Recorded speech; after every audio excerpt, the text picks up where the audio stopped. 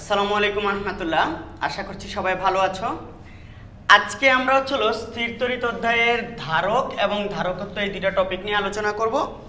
এর আগে স্থির তড়িৎ অধ্যায়ের অলরেডি কিন্তু আমরা কয়টা ভিডিও দিয়ে দিয়েছি, পাঁচটা ভিডিও দেওয়া শেষ। ঠিক আছে, স্থির তড়িতের কোন কোন টপিকের উপর ভিডিওগুলো ছিল মনে আছে? কুলম্ব বলের উপর ছিল দুইটা, প্রাবল্যের উপর ছিল একটা, বিভব ও প্রাবল্যের মধ্যে সম্পর্ক একটা, তারপরে একটা বিভব এবং প্রাবল্য সম্পর্কিত সৃজনশীলের উপর একটা প্রবলেম আমাদের একটা ভিডিও ছিল। তাহলে টোটাল 5টা ভিডিও আমরা দিয়েছি, ওইগুলো তোমরা দেখে ফেলবে অবশ্যই। ওইগুলা দেখার পর আজকের ভিডিওটা দেখা শুরু করবে তোমরা। দেখো ধারক কি, ঠিক আছে? ধারক তোমরা ক্যাপাসিটর নাম শুনছো না? ধারকের ইংলিশ হলো ক্যাপাসিটর। ফ্যানের ক্যাপাসিটর নষ্ট হয়ে যায় বলে না? আচ্ছা, আর এই ধারকত্বর ইংলিশ হলো ক্যাপাসিটেন্স। আমরা সবগুলোই আলোচনা করব। তো ক্যাপাসিটরটা কি? ক্যাপাসিটর হলো এই তড়িৎ আধান রূপে, দেখো তড়িৎ আধান রূপে শক্তি, খুবই অল্প পরিমাণ শক্তি সঞ্চিত রাখার যান্ত্রিক কৌশলকে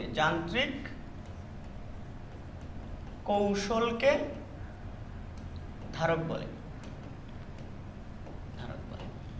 ঠিক আছে, এটা তো সংজ্ঞা যে তড়িৎ আধান রূপে শক্তি সঞ্চিত রাখার যান্ত্রিক কৌশলকে, মানে আধান বা চার্জ সঞ্চিত রাখবে, সেই চার্জটা কি ফর্মে, মানে শক্তি, অ্যাকচুয়ালি শক্তি সঞ্চিত রাখবে, চার্জ রূপে শক্তি সঞ্চিত রাখবে।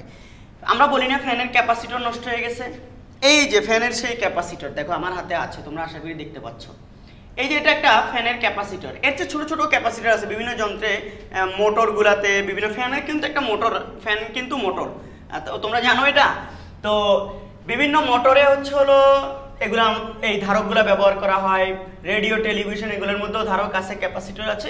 খুবই অল্প পরিমাণে চার্জ, অল্প পরিমাণ শক্তি সঞ্চয় করে রাখে। এক একটা ধারক, মানে আমাদের এই যে ধারকটার গায়ে লেখা আছে এটা 2.5 মাইক্রোফ্যারাডে এবং 350 ভোল্ট এসি। এটা অর্থ হলো ওর ধারকত্ব 2.5 মাইক্রোফ্যারাডে এবং ওর সর্বোচ্চ 350 ভোল্ট বিভব পার্থক্যে কি করতে পারে, চার্জিত হতে পারে। এটা তোমরা ফ্যানের মধ্যে দেখে থাকবে। তোমরা বিভিন্ন সময় বাসা বাড়িতে ফ্যান নষ্ট হয়ে গেলে বলে যে ক্যাপাসিটর নষ্ট হয়ে গেলে, তখন এটা চেঞ্জ করে। ফ্যানের মধ্যে ক্যাপাসিটরের কাজটা কি সেটা আমরা আসবো। তো দেখো ফ্যানের মধ্যে ক্যাপাসিটর, ফ্যান, আমাদের ফ্যান একটা সিঙ্গেল ফেজ, মানে একটা একক দশার মোটর, ইন্ডাকশন মোটর। এখন আবেশীয় মোটর বলে আর কি। তো এই মোটরকে চালানোর জন্য আমার এখানে টর্ক প্রয়োজন। তো ফ্যান কিন্তু নিজে নিজে স্টার্ট হতে পারে না। আমরা যদি ক্যাপাসিটর ব্যবহার না করতাম, ক্যাপাসিটর ব্যবহার না করলে ফ্যান কিন্তু স্টার্ট হতো না। ঠিক আছে, আমাদের ফ্যানের যেই প্রবাহ, যেই আমাদের বাসা বাড়িতে যে লাইন এসি প্রবাহ, মানে এসি কারেন্ট যেটাকে বলি আমরা, দিক পরিবর্তী প্রবাহ, সেটার একটা অংশের জন্য, চক্রের একটা অংশের জন্য যদি ফ্যানটা ঘড়ির কাঁটার দিকে ঘুরে, অপর অংশের জন্য ঘুরবে ঘড়ির কাঁটার বিপরীতে, যার কারণে দেখা যাবে ফ্যান ওভারঅল চলবেই না, মানে একটা আরেকটাকে ক্যান্সেল করে দিবে। অর্থাৎ ব্যাপারটা এরকম যে আমি যদি ক্যাপাসিটর ব্যবহার না করি, মানে ধারক ব্যবহার না করি, তাহলে আমাদের ফ্যান চলবে না, ফ্যান স্টার্ট হবে না, নিজে নিজে স্টার্ট হবে না। তো এই স্টার্ট করার জন্য আমাকে অ্যাকচুয়ালি এই ধারকটা ব্যবহার করতে হচ্ছিল। এই স্টার্ট করার জন্য স্যার ধারকটা ব্যবহার করলে কিভাবে ও কাজ করে, এটাকে দুইটা ওয়াইন্ডিং বলে। একটা অক্সিলারি ওয়াইন্ডিং, আর একটা এই কারেন্ট ওয়াইন্ডিং বা মেইন ওয়াইন্ডিং যেটা বলে। তো আমাদের ফ্যানের মধ্যে অক্সিলারি ওয়াইন্ডিংটার সাথে একটা ক্যাপাসিটর শ্রেণীতে যুক্ত করে দেওয়া হয়।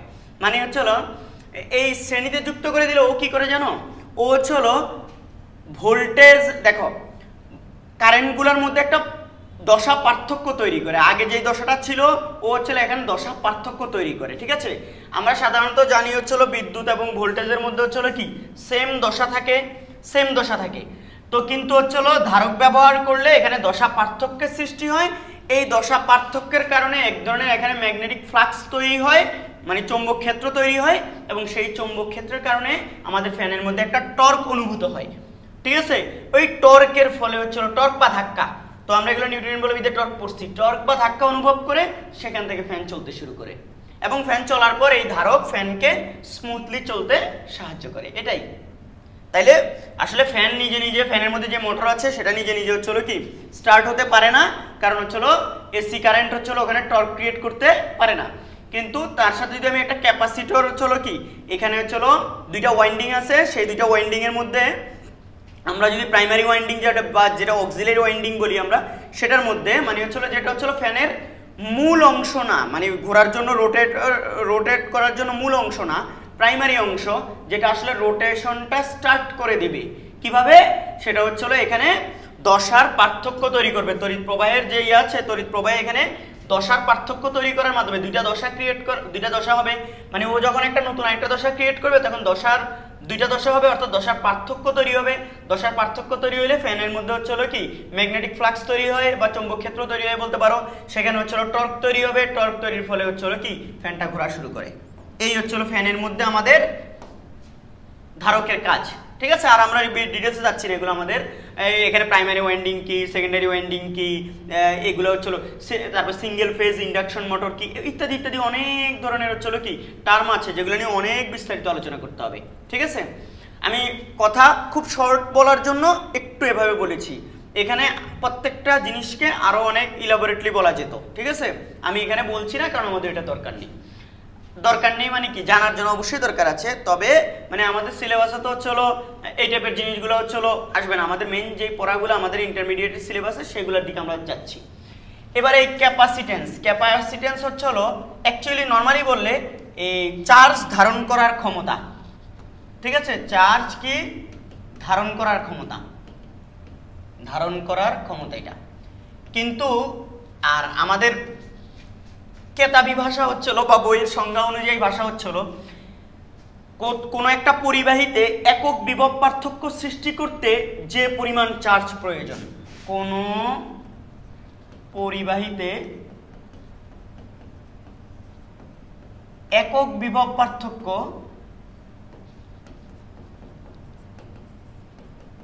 সৃষ্টি করতে যে চার্জের প্রয়োজন তাকে ওই পরিবাহীর ধারকত্ব বলে।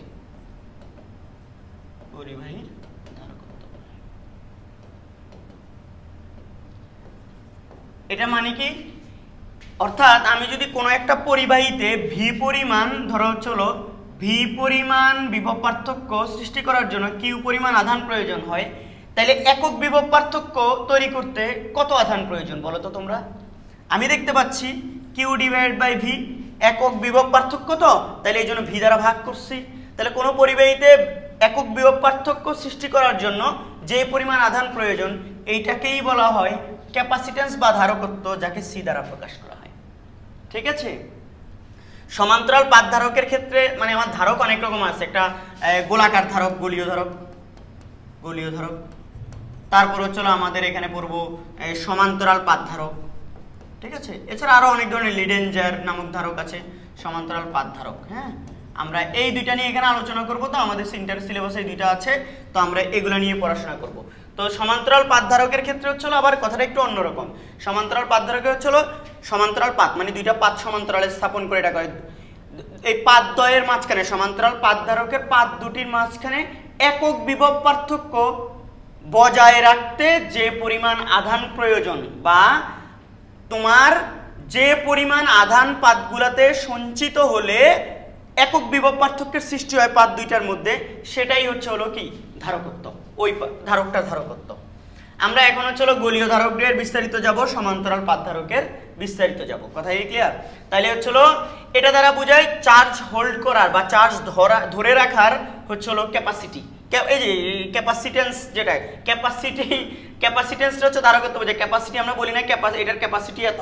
তাহলে হচ্ছে ও একক বিভব পার্থক্যের জন্য মানে একক বিভব পার্থক্য সৃষ্টি করতে যে পরিমাণ আধান প্রয়োজন বা যে পরিমাণ আধান দিলে দুইটা পাতের মাঝখানে একক বিভব পার্থক্য বজায় থাকবে, সেইটাই হচ্ছে ওই ধারকের কি ধারকত্ব। অর্থাৎ দেখো বিভবের সাপেক্ষে চার্জের মান, বিভবের সাপেক্ষে বিভব পার্থক্যের সাপেক্ষে চার্জের মান, একক বিভব পার্থক্য, দেখো বিভব না কিন্তু এটা বিভব পার্থক্য। আমরা এটার একক জানি কুলম আর এটার একক জানি হচ্ছিল ভোল্ট, তাইলে এই যে সি এর ক্যাপাসিটেন্সের একক কি হবে? কুলম পার ভোল্ট। দেখো কুলম পার ভোল্ট যা, এটা হচ্ছিল ফ্যারাডে, 1 ফ্যারাডে। ঠিক আছে, তো এখানে যদি আমরা চিন্তা করি 1 সিভি ইনভার্স হচ্ছে সিভি ইনভার্স 1 হচ্ছে 1 ফ্যারাডে মানে 1 এফ। দেখো আমরা এখানে চলো আমাদের ধারকত্ব যখন আমাদেরকে একক বলবে আমরা হয় এটা ব্যবহার করব নাইলে এটা ব্যবহার করব। তবে ম্যাক্সিমাম ক্ষেত্রে দেখবা যে ফ্যারাডে ব্যবহার করে। আমাদের যেই সব ধারকগুলো ব্যবহার করে বিভিন্ন যন্ত্রপাতিতে এগুলো খুব ছোট মানে ধারকত্ব, অল্প পরিমাণ শক্তি সঞ্চয় করে, তো এগুলো হচ্ছিল এই মাইক্রো ফ্যারাডেতে থাকে দেখবা তোমরা ম্যাক্সিমাম টাইম। আমার কাছে যেটা একটু আগে তোমাদেরকে দেখালাম এই যে এটার মধ্যে হচ্ছিল 2.5 মাইক্রো ফ্যারাডে। দেখো আমরা যদি এরপরে এবার ধারকত্বের এখান থেকে চলে যাই হচ্ছিল আমাদের গোলীয় ধারক। গোলীয় ধারক প্রথমে আমরা পড়বো। গোলীয় ধারক প্রথমে কিন্তু গোলীয় ধারকই আবিষ্কার হয়েছিল। ধরো একটা পরিবাহী গোলক, সেটা হলো আমি এভাবে বৃত্তাকার শেপ দিয়ে আঁকতেছি, এটা একটা গোলক। হ্যাঁ, এই গোলকটার সেন্টার হচ্ছে এখানে এবং যার ব্যাসার্ধ হলো কি ধরে নিলাম আমরা আর, এই ছোট হাতের আর। তো আমি যদি এটার উপর মানে এটার পৃষ্ঠে যদি কিউ পরিমাণ চার্জ রাখি প্লাস কিউ পরিমাণ, তাইলে এই চার্জগুলো কিন্তু গোলকের পৃষ্ঠে সমভাবে কি পরিব্যাপ্ত হয়ে যাবে। আমরা গোলকের পৃষ্ঠে চার্জ রাখলে এই গোলকের চার্জগুলার এখান থেকে যে বলরেখা তৈরি হবে পৃষ্ঠের সাথে আমরা জানি লম্বভাবে তৈরি হবে। কিভাবে? লম্বভাবে, পৃষ্ঠের সাথে লম্বভাবে হলো কি বলরেখাগুলো এখান থেকে বের হয়ে যাবে। আমরা জানি একটু পাকা হচ্ছে, তোমরা একটু সুন্দর করে দেখবা আঁকবা এইভাবে বলরেখাগুলো, এবং এই বলরেখাগুলো যদি বের হয়ে যাচ্ছে পৃষ্ঠের সাথে লম্ব, এদেরকে যদি বর্ধিত করো ওরা কেন্দ্রে মিলিত হয়।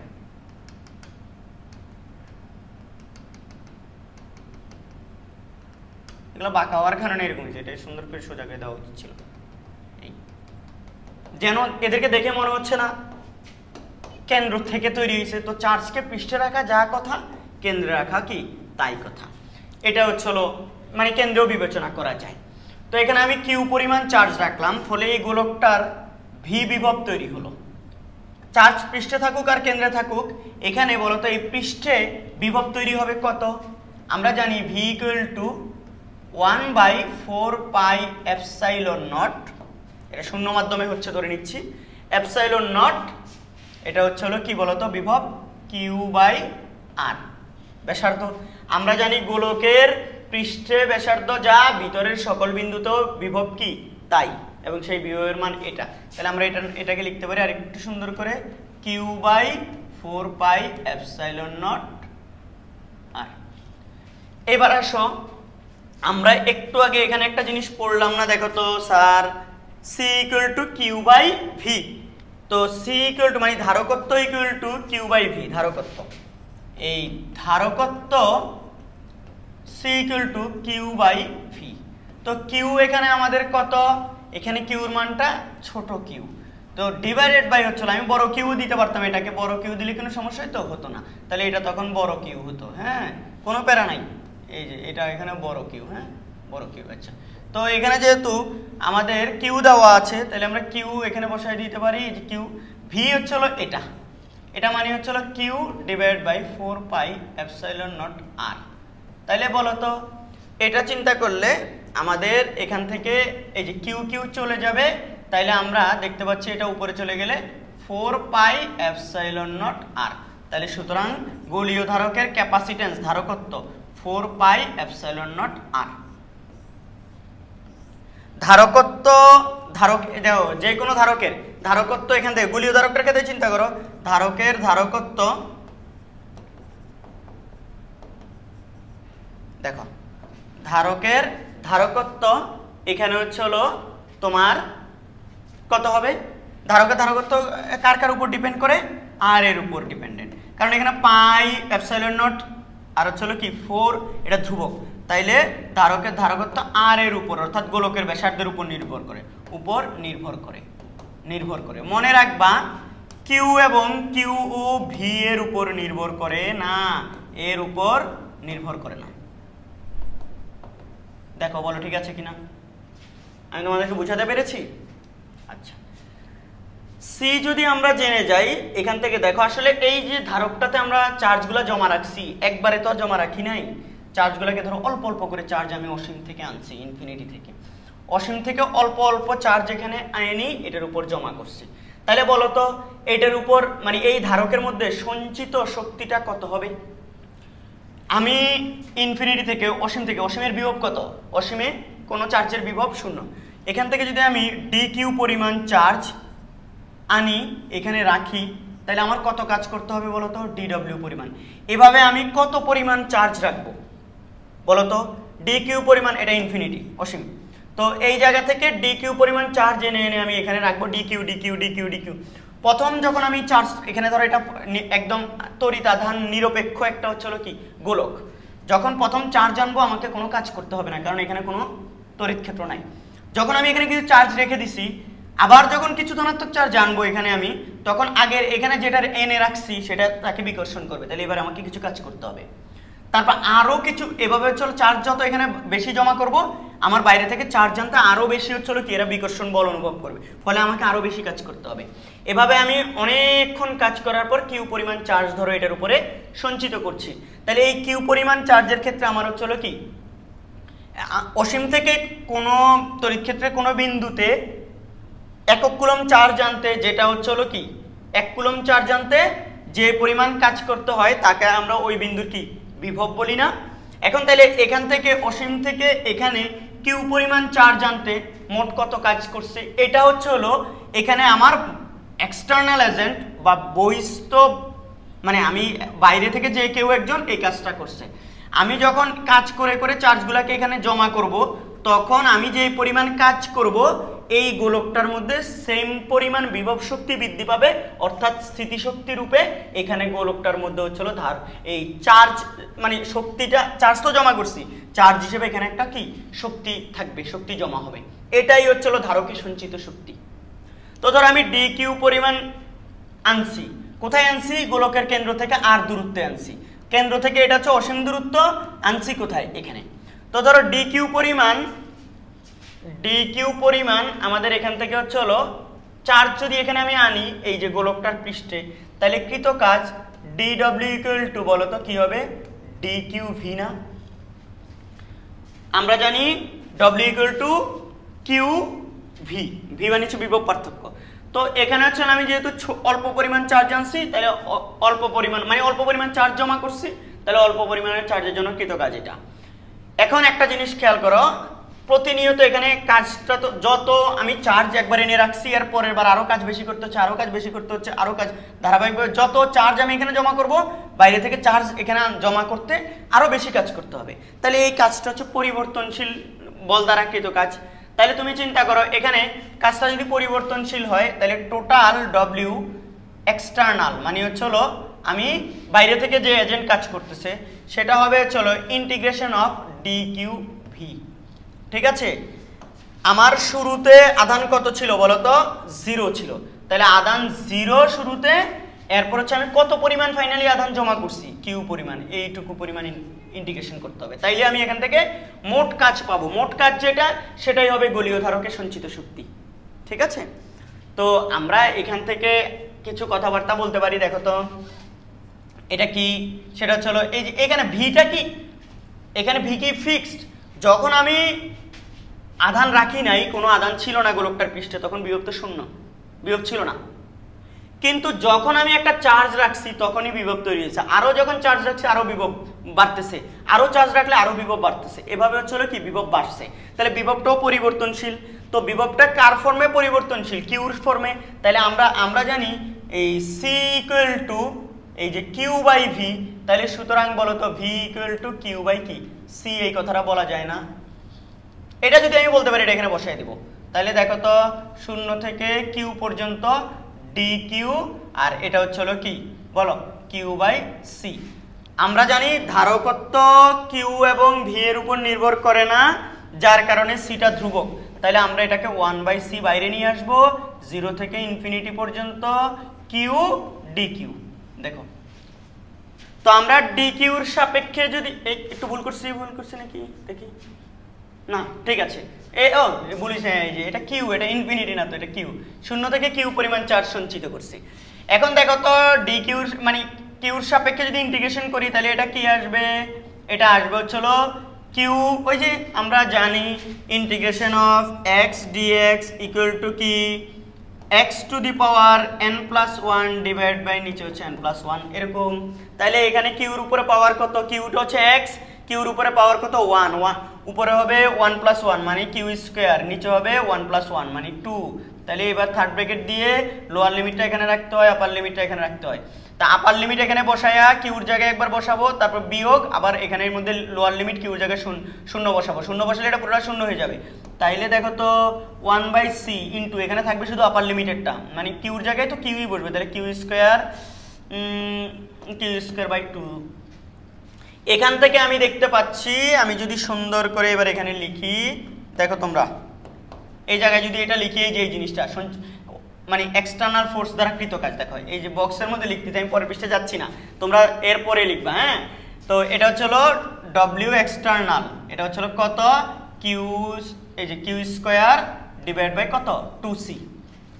কিউ মানে আমি মানে কিউ পরিমাণ চার্জ এখানে জমা করতে যে পরিমাণ কাজ করছি ওইটাই কি হবে বলো তো, ওইটাই হচ্ছে আমার এখানে সঞ্চিত শক্তি এই ধারকটাতে। তাহলে সুতরাং সঞ্চিত শক্তি U equal to Q square by কি 2c।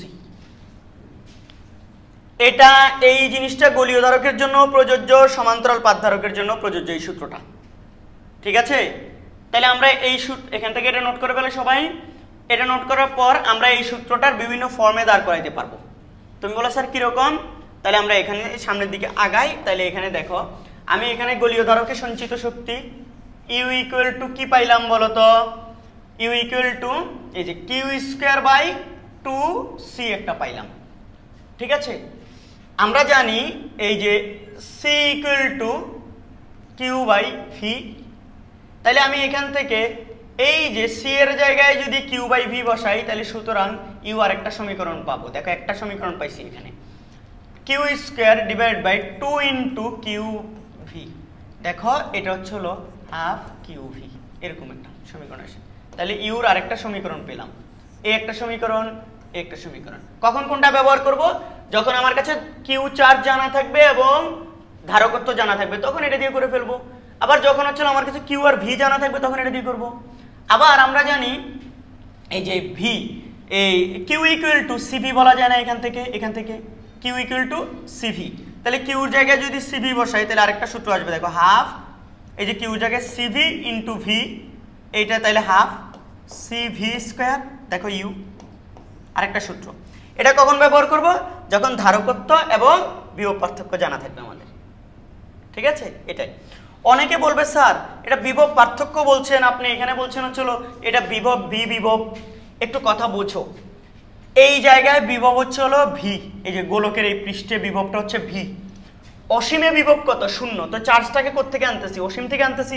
তাহলে শূন্য এবং ভি এর বিভব পার্থক্য কত, ভি মাইনাস শূন্য ইকুয়াল টু ভি। তাইলে এই জায়গায় বিভবটা যেটা, বিভব পার্থক্য কি সেম, তো কথা বুঝছো, কার সাপেক্ষে, অসীমের সাপেক্ষে। এবার আসো এখানে, তাহলে আমাদের এই যে সূত্রগুলো সব আমরা এগুলা বারবার বলছি, এটা হচ্ছে সমান্তরাল ধারকের জন্য এই সূত্রগুলো অ্যাপ্লাই করতে পারবো, এগুলো সকল ধারকের জন্য প্রযোজ্য যখন যেটা জানা থাকবে। অথবা কেউ যদি একটা মুখস্থ রাখো কিউ স্কয়ার বাই 2c, তাহলে তুমি এখান থেকে ধরো তোমার কাছে হচ্ছে ভি দেওয়া আছে আর সি দেওয়া আছে, তো ভি সি দেওয়া থাকলে এখান থেকে বি আর সি ব্যবহার করে কিউ বের করে আনবা, এনে এই সমীকরণে বসাই দিবা, ঠিক আছে। নিচেরগুলো মুখস্থ না রাখতে পারলে সমস্যা নাই। তোমার যদি এখানে এই দুইটার মধ্যে কোনোটা না জানা থাকে তাহলে এই সূত্রের মধ্যে থেকে হচ্ছে কি এনে বসাবা, ওকে। আচ্ছা, এই যে একটু আগে আমরা গোলাকার ধারকের ক্ষেত্রে আমরা কি পড়ছি, সবাই নোট করে ফেলবে এগুলা। গোলাকার ধারকের ক্ষেত্রে ধারকত্ব C equal to 4 pi epsilon naught R না, এইটাকে যদি আমি এইখানে যে কোনো একটা সমীকরণে বসাই দেই তাহলে ইউর আর একটা সমীকরণ পাবো, মানে গোলীয় ধারকের জন্য, অন্য ধারকের জন্য না, গোলীয় ধারকের জন্য। তাইলে ইউ ইকুয়াল টু দাঁড়াবে হচ্ছে হলো এই যে Q square divide by 2c, 2 into 4 pi epsilon naught R, তাহলে এটা দাঁড়াচ্ছে Q square 8 pi epsilon naught R, এটা। তাহলে সুতরাং ইউ ইকুয়াল টু আমি এই আরেকটা সমীকরণ লিখতে পারছি, Q square divide by 8 pi epsilon naught R. আচ্ছা দেখো তো এই যে U equal to Q square by 8 pi epsilon naught R এটা দিয়ে আমরা গোলীয় ধারকের ক্ষেত্রে এখান থেকে বের করতে পারবো কি সঞ্চিত শক্তি। ঠিক আছে, আমরা যদি গ্রাফ আঁকি দেখো আমাদের এই যে এই এখান থেকে গোলীয় ধারকের ধারকত্ব তারের উপর নির্ভর করে, এটা অনেকবার অনুধাবনমূলক প্রশ্নে আসছে যে কিভাবে চেঞ্জ হয়। তো ধারকত্ব আমরা জানি, তাহলে সি সমানুপাতিক কি বলতো আর, সমানুপাতিক হলে এটা কেমন মূল বিন্দুগামী সরল রেখা, এইদিকে ধরো সি এইদিকে হচ্ছে আর মূল বিন্দু। এই ধারকত্ব এই যে এই সমীকরণটা থেকে এটা থেকে বলতে পারি যেহেতু 4 পাই এপসাইলন নট ধ্রুবক রাশি, তাইলে সি সমানুপাতিক কি আর, সি সমানুপাতিক আর হওয়ার কারণে আমরা বলতে পারি এটা মূল বিন্দুগামী কি সরল রেখা। অর্থাৎ হচ্ছে গোলকের ব্যাসার্ধ যত বেশি হবে ধারকত্ব আমার তত কি বেশি হবে। কথা বোঝা গেছে? গোলকের ব্যাসার্ধের সাথে সাথে ধারকত্ব বেশি হয়। এরপরে আমরা আসি ছিল এবার দেখো, তাহলে গোলাকার ধারকের ধারকত্ব বের করার সূত্র, সঞ্চিত শক্তি বের করার সূত্র পেয়ে গেলাম, এবং সকল ধারকের ক্ষেত্রে C equal to Q by V এটা প্রযোজ্য। আবার সকল ধারকের ক্ষেত্রে সঞ্চিত শক্তির সবগুলা সমীকরণ এটা ব্যতীত দেখো এই যে এই সমীকরণটা ব্যতীত, এইটা ব্যতীত বাদ বাকি সবগুলা সঞ্চিত শক্তির যতগুলো সমীকরণ আছে এগুলা তুমি গোলীয় ধারকের জন্য ব্যবহার করতে পারবা, সমান্তরাল পাত ধারকের জন্য কি ব্যবহার করতে পারবা। বুঝাতে পেরেছি? এরপরে আসেন আমাদের যখন এগুলো হয়ে যাবে এরপরে আমাদের কাজ কি, এরপরে কাজ হচ্ছিল আমাদের সমান্তরাল পাত ধারকের দিকে আমরা যাব। সমান্তরাল পাত ধারক, এবার সমান্তরাল পাত ধারক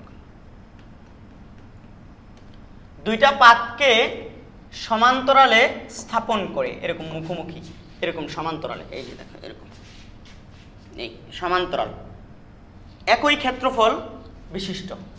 ধরো আমরা তো আর দেখো আমি ভালোভাবে আঁকতে পারি না, তোমরা অনেকে যারা ড্রয়িং পারো এটা সুন্দর হয় না আমারগুলা। তারপর হচ্ছে ধরো এখানে চলে এরকম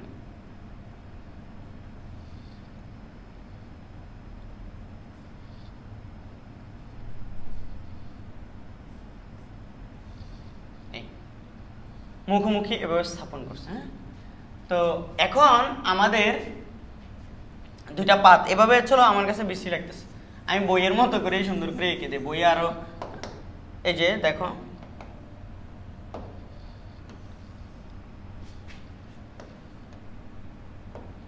এই আমার কাছে এটা এনে এভাবে দিলাম। এবার দেখো আমাদের এই পাত দুইটাকে এভাবে তো রাখলাম, এই পাতের ক্ষেত্রফল এ, এই পাতের ক্ষেত্রফল কি এ যদি হয়, দোনোটা পাতের ক্ষেত্রফল সেম, পাত দুইটার মধ্যবর্তী দূরত্বকে আমি ধরলাম ডি, মাঝখানে ধরলাম শূন্য মাধ্যম বা বায়ু মাধ্যম অন্তরক পদার্থ হিসেবে আছে এরকম।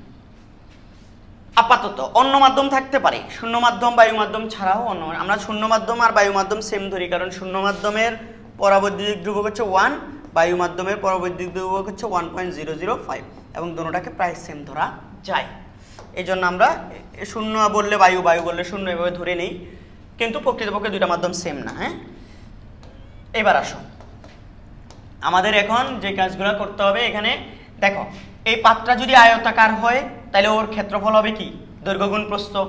এই পাতগুলা বৃত্তাকারও হতে পারে, তখন এদের আয়তন বলছি ক্ষেত্রফল যদি মানে আয়তাকার হয় ক্ষেত্রফল হবে হচ্ছে হলো কি ধরনের বলো তো, ক্ষেত্রফল হবে দৈর্ঘ্য গুণ প্রস্থ। যদি বর্গাকার হয় তাহলে ক্ষেত্রফল হবে এক বাহুর দৈর্ঘ্য স্কয়ার। আর যদি এই পাতগুলা বৃত্তাকার হয়, কি হয় বৃত্তাকার, তাইলে তাদের ক্ষেত্রফল হবে কত পাই আর স্কয়ার। ডিরেক্ট তোমার ক্ষেত্রফল দেওয়াও থাকতে পারে, আবার কি তোমাকে বের করে নিতে হইতে পারে। অনেকগুলো স্যার বৃত্তাকার হইতে পারে, হ্যাঁ পারে, গোলাকার হবে না বৃত্তাকার। পাত সমান্তরাল পাত হওয়ার জন্য গোলাকার দুইটা ধরো, তুমি আমাদের ওই যে এই স্কুলে হচ্ছিল খেলাধুলার সময় চাকতি নিক্ষেপ দেখছো না, দুইটা চাকতি কেপ সামনাসামনি রাখলেও তো পারি, এরা তখন সমান্তরালে অবস্থান করবে। ঠিক আছে, তো এভাবে চলো এই যে দূরত্বটা, এই দূরত্বটা খুবই স্বল্প, এটা একটা স্বল্প দূরত্ব, বিশেষত ইন টার্মস অফ মানে এর তুলনায় ডিটা, এ তো একটা ক্ষেত্রফল, ডি হচ্ছে হলো কি দূরত্ব, মানে ক্ষেত্রফলের সাপেক্ষে বা ক্ষেত্রফলের সাথে মিল আমি যদি কম্পেয়ার করি তাহলে এটা অনেক ছোট একটা দৈর্ঘ্য হবে। এরকম একটা জিনিস বোঝাচ্ছে এখানে। তাইলে এটাকে এই যে আমাদের ধারক অল্প পরিমাণ শক্তি সঞ্চয় করে, সেটা কিভাবে করে? এই ধারকের শক্তি সঞ্চিত করবে ওকে চার্জিত করলে, ও শক্তি সঞ্চিত করবে। চার্জিত না করলে কি হবে বলতো? ও কোনো শক্তি ওর কাছে থাকবে না। খুব অল্প সময়ের মধ্যে সে চার্জিত হয়ে যেতে পারে, আবার খুব অল্প সময়ের মধ্যে সে ডিসচার্জ হয়ে যেতে পারে, মানে খালি হয়ে যেতে পারে। দেখো এটাকে ব্যাটারির মাধ্যমে চার্জ দেওয়া হয়। তো একটা ব্যাটারিকে আমি এখানে কানেকশন দিব নিচের দিকে, এই পাতের সাথে দিলাম ব্যাটারির ধনাত্মক প্রান্ত কানেক্ট করে, এই পাশে দিলাম হচ্ছে কি ঋণাত্মক প্রান্ত কানেক্টেড করে দিচ্ছে। তো ও করবে কি, এখান থেকে ধরো একটা পজিটিভ প্রান্ত, তো ও এখান থেকে একটা ইলেকট্রন বের করে আনবে। একটা ইলেকট্রন বের করে আনলে এখানে যে পরিমাণ ধনাত্মক চার্জ বের হয়ে আসবে, এখানে সেম পরিমাণ, যে পরিমাণ ঋণাত্মক চার্জ বের করে আনবে সেম পরিমাণ এখানে ধনাত্মক চার্জ তৈরি হবে। ওর ব্যাটারির কাজ কি? অ্যাকচুয়ালি ইলেকট্রনের প্রবাহ বজায় রাখা। তো এখান থেকে যেই পরিমাণ ও এখানে আনছে একই পরিমাণ ইলেকট্রন ও এখানে দিয়ে দিবে। তাহলে এখানে যেই পরিমাণ ধনাত্মক চার্জ তৈরি হয়েছে এখানে সেম পরিমাণ ঋণাত্মক চার্জ তৈরি হবে। এভাবে দেখো, প্রথমে তো চলো আমাকে এখান থেকে ইলেকট্রন যখন আনছিলাম, তখন ধনাত্মক আর ঋণাত্মক সমান সমান ছিল। এখন যখন এখানে কিন্তু একটা ধনাত্মক বেড়ে গেছে, তাইলে চলো ইলেকট্রনগুলোকে আরো জোরে আকৃষ্ট করে রাখবে এই ধনাত্মক চার্জগুলো। ফলে এখান থেকে আরো একটা ইলেকট্রন যখন বের করতে যাব তখন আমার আগের চেয়ে বেশি কাজ করতে হবে, তাই না? তাইলে হচ্ছিল এখান থেকে বেশি কাজ করে আবার ইলেকট্রন বের করে আনলাম, যার কারণে যেই পরিমাণ ইলেকট্রন বের করে আনছে তার সম পরিমাণ ধনাত্মক চার্জ এখানে, মানে ওই ইলেকট্রনগুলো চার্জের সমান পরিমাণ চার্জ এখানে জমা হচ্ছে। তাহলে ওই চার্জ এনে, ওই ইলেকট্রন এনে এখানে তো ও তো আবার কোথায়, এখানে সেম পরিমাণ ইলেকট্রন পাঠিয়ে দিবে। তাহলে এখানে সেম পরিমাণ চার্জ, এভাবে চলতে থাকবে যতক্ষণ পর্যন্ত আমাদের এই পাত দুইটার, দেখো যখন পাত দুইটা চার্জিত ছিল না তখন এই পাত দুইটার মধ্যবর্তী বিভব পার্থক্য ছিল 0। বিভব পার্থক্য কত ছিল? 0 ছিল। কিন্তু যত চার্জ আমি এদিকে দেখো, যত ধনাত্মক চার্জ তৈরি করতেছিলাম তখন এটার বিভব বাড়তেছিল, আর এটার মধ্যে যত ধনাত্মক চার্জ ঋণাত্মক চার্জ তৈরি করছিল, মানে আসতে জমা হচ্ছিল, তত ঋণাত্মক চার্জ বাড়ছে, বিভব পার্থক্য তত কমছে। ফলে ওরটা বাড়ছে ওরটা কমছে, ফলে বিভবের পার্থক্যটা কিন্তু বাড়তেছে তো প্রতিনিয়ত। এভাবে করতে করতে এই দুই পাতের বিভব পার্থক্য যখন ব্যাটারির ই এর সমান তথা ভি এর সমান হয়ে যাবে তখন, অর্থাৎ এই যে দুইটার পার্থক্য যখন ভি হয়ে যাবে, বিভব পার্থক্য, তখন আমাদের এই ধারকটা ধরে নেওয়া হয় কি চার্জিত হয়ে গেছে। এখানে প্লাস কিউ পরিমাণ চার্জ সঞ্চিত হয়েছে, এখানে কি মাইনাস কিউ পরিমাণ। ওভারঅল ধরা হয় একটা ধারকে সঞ্চিত চার্জের পরিমাণ হলো কিউ। সঞ্চিত চার্জ কত? দেখো, সঞ্চিত চার্জ কিউ ধরা হয়, মানে কিউ এর পরম মানটা একটা কিউ। তাহলে কিউ পরিমাণ চার্জ এই ধারকে জমা হয়েছে যখন পাত দুইটার মধ্যবর্তী বিভব পার্থক্য ভি। তাহলে বলো তো একক বিভব পার্থক্য বজায় রাখতে কত চার্জ জমা হয়েছে বা জমা করা লাগছে? Q divide by V. এটাই হচ্ছিল ক্যাপাসিটেন্স। আজকে বলছিলাম যে দুইটা পাতের মধ্যে একক বিভব পার্থক্য, তো দুইটা পাতের মধ্যে বিভব পার্থক্য কত? ভি, এবং চার্জ কত? কিউ। এবার ধরো মানে এবার আসবো এখানে আমরা সঞ্চিত শক্তির ব্যাপারটাও আমরা কি আলোচনা করব। দেখো তার আগে আমি একটু বলে নেই এটার মধ্যে মানে ক্যাপাসিটেন্সটা এটা কিভাবে বের করব। তো ক্যাপাসিটেন্স তো অনেকে বলবা স্যার এই যে আপনি মাত্র বললেন C equal to Q by V, এটা দিয়ে বের করব, কথা সত্য, ঠিক আছে। কিন্তু এই যে ক্যাপাসিটেন্স সি, এগুলো কিউ আর বি এর উপর নির্ভর করে না, এগুলো এই যে পাত দুইটার মধ্যবর্তী মাধ্যমের উপর নির্ভর করে।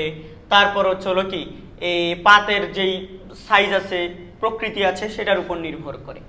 যেমন ক্ষেত্রফল চেঞ্জ হয়ে গেলে ধারকত্ব চেঞ্জ হয়ে যাবে। তো এখন এই যে আমাদের ওইটাকে মানে আমাদের এই মধ্যবর্তী মিডিয়াম, এটা যখন মধ্যবর্তী মাধ্যমটা কি শূন্য মাধ্যম, তাহলে এটার কে কত? 1, আর এপসাইলন নট তো একটা আছে, তাই না? এখানের একটু কথা বোঝো তোমরা, এই যে মানে এখানে আমাদের যেই সঞ্চিত শক্তিটা সেটা জমা হয় কোথায়? এই পাত দুইটার মাঝখানে। এবং আমরা এখানে যদি আরেকটু কথাবার্তা বলি তোমাদেরকে, আমি চার্জিত হওয়ার পর যদি ব্যাটারি খুলে ফেলি, খুলে এদের দুইজনকে একটা পরিবাহী তার দ্বারা যুক্ত করি, তাইলে ইলেকট্রনগুলো ঋণাত্মক থেকে কোন দিকে যাবে? ধনাত্মকের দিকে যাবে। ফলে এই যে এই পাত থেকে এই পাতের দিকে একটা কি তড়িৎ প্রবাহ তৈরি হবে, তড়িৎ প্রবাহ তৈরি হবে। এটা কিন্তু হবে। এখান থেকে এদিকে ইলেকট্রন চলে আসবে যদি আমি তার দুইটাকে পাত দিয়ে পাত দুইটাকে একটা তার দিয়ে কি করি সংযুক্ত করি। বুঝাতে পারতেছি? আচ্ছা, এবং মনে রাখবা এখানে হচ্ছে যেই তড়িৎ ক্ষেত্র আছে এখানে একটা কিন্তু যেহেতু এখানে বিভব এখানে উচ্চ বিভব এখানে নিম্ন বিভব, তাহলে এদের মধ্যে একটা বিভব পার্থক্য আছে, ফলে এই জায়গায় একটা কি আছে বলতো তড়িৎ ক্ষেত্র আছে।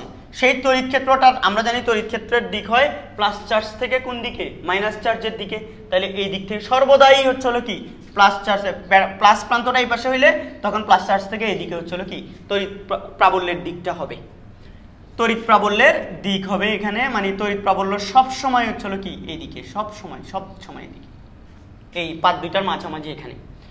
এবং এই ই এর মান হবে কত আমরা জানি, এই জায়গায় দেখো সব জায়গায় যেহেতু পাতগুলা খুব কাছাকাছি, এই পাতগুলার মাঝখানে সকল বিন্দুতে তড়িৎ প্রাবল্য কনস্ট্যান্ট ধ্রুব, তো ভি ই একই।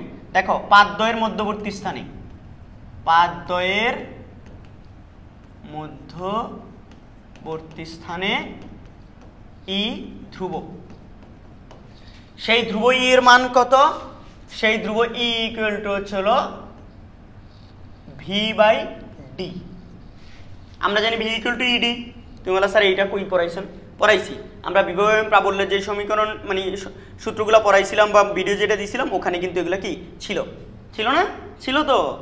আচ্ছা, তাহলে এখান থেকে আমরা বলতে পারি ভি ইকুয়াল টু কি বলতো ইডি, এটাও বলা যায়। তো যাক E equal to V by D.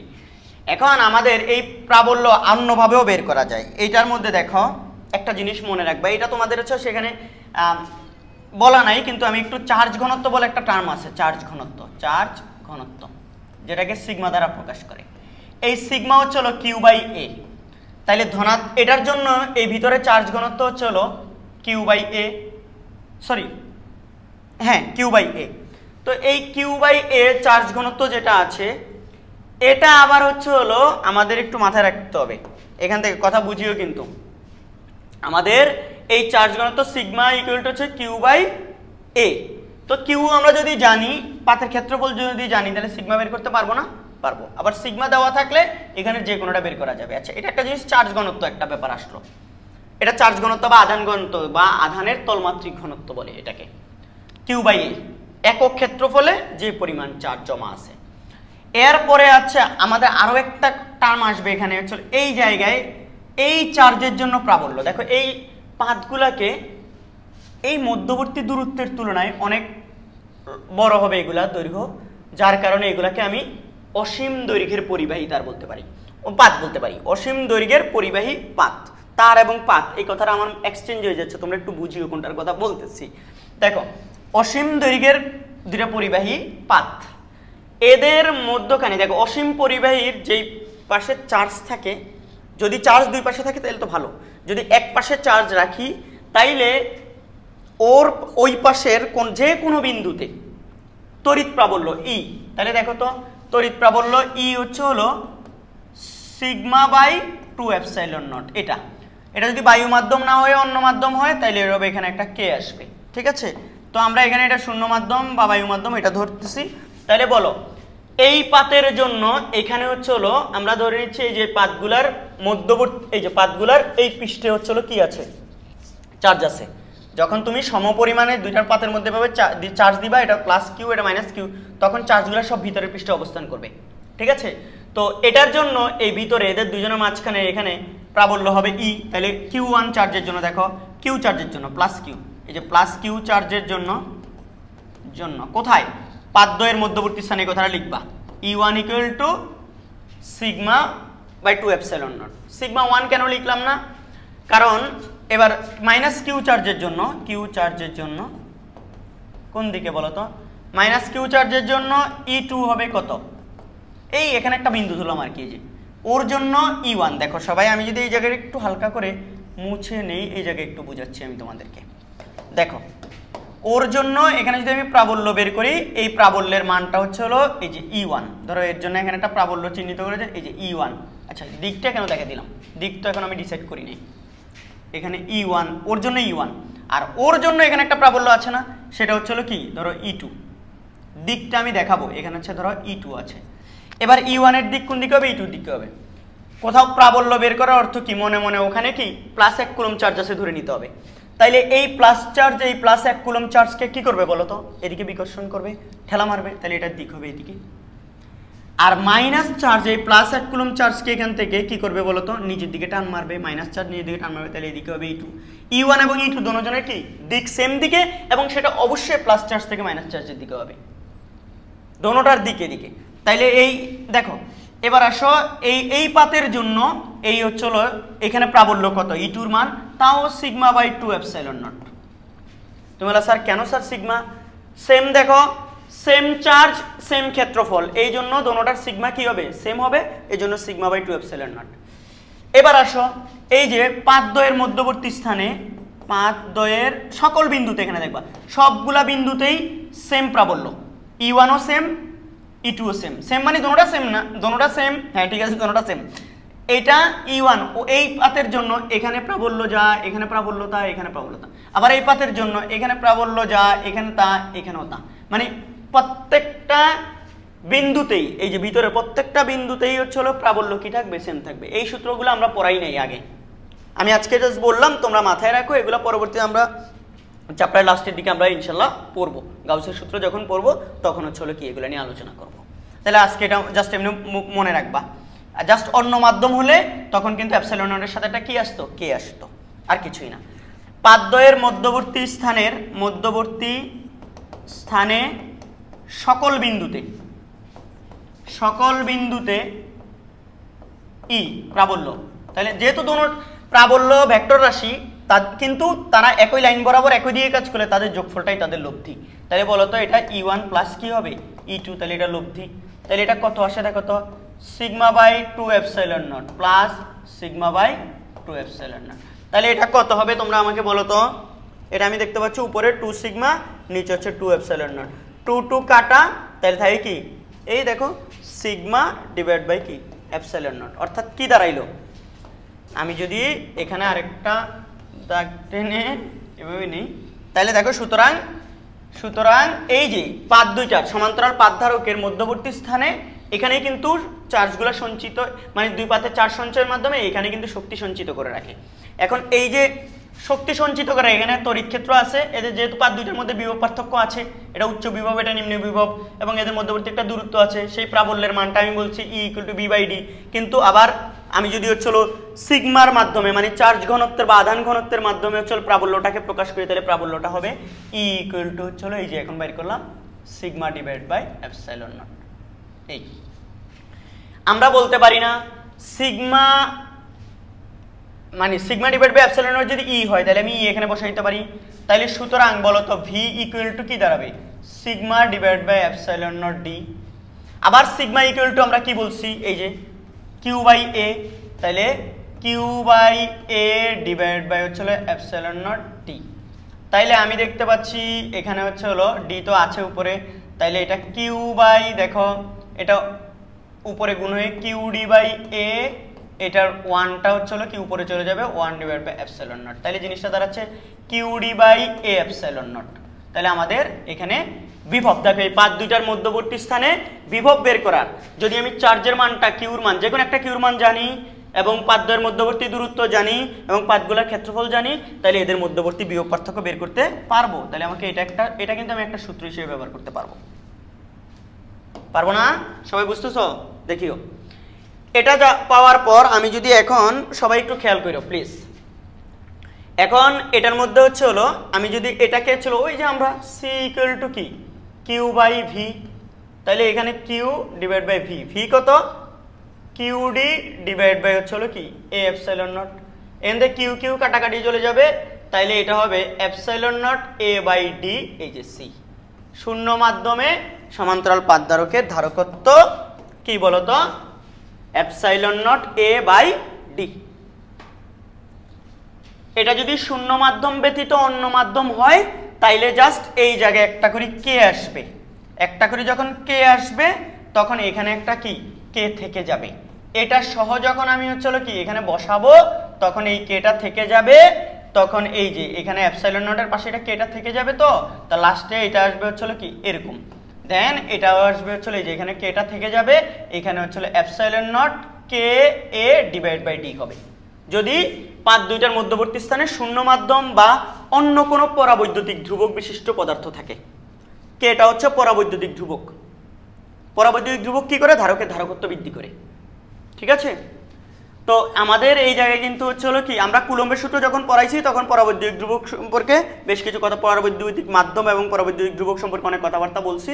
তাহলে এটা তখন হবে কি, শূন্য মাধ্যমে হচ্ছে, দেখো শূন্য মাধ্যমে পাদ্যের মাঝখানের মাধ্যম, শূন্য মাধ্যমে বা বায়ু মাধ্যমে C equal to epsilon naught A by কি ডি। আর অন্য মাধ্যমে মানে পাদ দুইটার মাঝখানে যদি অন্য মাধ্যম থাকে তাহলে অন্য মাধ্যমে হচ্ছে হলো কি, এই আমাদের অন্য মাধ্যমে হচ্ছে হলো C epsilon naught K A by D. এরকম মনে থাকবে। কেটা হচ্ছে ওই মাধ্যমে, যে মাধ্যমটা এখানে থাকবে বা যে পরাবৈদ্যুতিক ধ্রুবক বিশিষ্ট বস্তুরা থাকবে তার পরাবৈদ্যুতিক ধ্রুবক। ঠিক আছে, দেখো তড়িৎ মাধ্যমাঙ্ক বলি আমরা এটাকে। এবার আসা হচ্ছে হলো আমাদের এই যে এপসাইলন নট কে, এ অবশ্যই মিটার স্কয়ার এককে, এটা কোন এককে? মিটার স্কয়ার এককে। এপসাইলন নট তো আমরা জানি 8.854 × 10⁻12। ডি হচ্ছে মিটার এককে আসবে। ক্যাপাসিটেন্স হচ্ছে অবশ্যই ফ্যারাডে এককে আসবে। কোন এককে? ফ্যারাডে। আমরা কি বুঝতে পারছি? তাহলে আমরা এই যে এই জিনিসগুলোকে সূত্র আকারে, যেগুলোকে বক্স দিছি আমি, এগুলোকে সূত্র আকারে ব্যবহার করতে পারবা। ওকে, মজার জিনিস না? এখন এটা যদি আমরা পেয়ে যাই তাহলে এগুলাকে হচ্ছে চাইলেই কিন্তু আমরা এখানে হচ্ছে, ও ভালো কথা, এখানে আরো কিছু ব্যাপার স্যাপার আছে। সেটা হচ্ছে আমাদের এইটা ছোট করলে তো হচ্ছে হলো ইয়ে হয়ে যাবে, এইগুলোও ছোট হয়ে যাবে। পুরা স্লাইডটা হচ্ছে ফিট করা হচ্ছে, তারপর আমি একটু ছোট করে এখানে নেই। এখানে কিছু জিনিস আমাকে আরো বুঝাইতে হবে। দেখো এই চিত্রটা নাইলে আবার আমাকে কি আঁকতে হবে পরের পৃষ্ঠায়। ঠিক আছে, তো আচ্ছা এটা এখানে থাকুক, আমরা পরের পৃষ্ঠায় আঁকি। কোনো সমস্যা হবে? সমস্যা কি? এটা থাকে। এখানে দুইটা পাত, ও মা,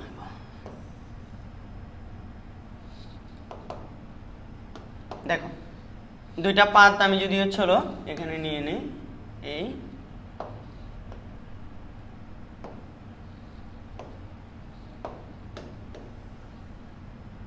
এই পাতগুলোকে নিয়ে নিলাম।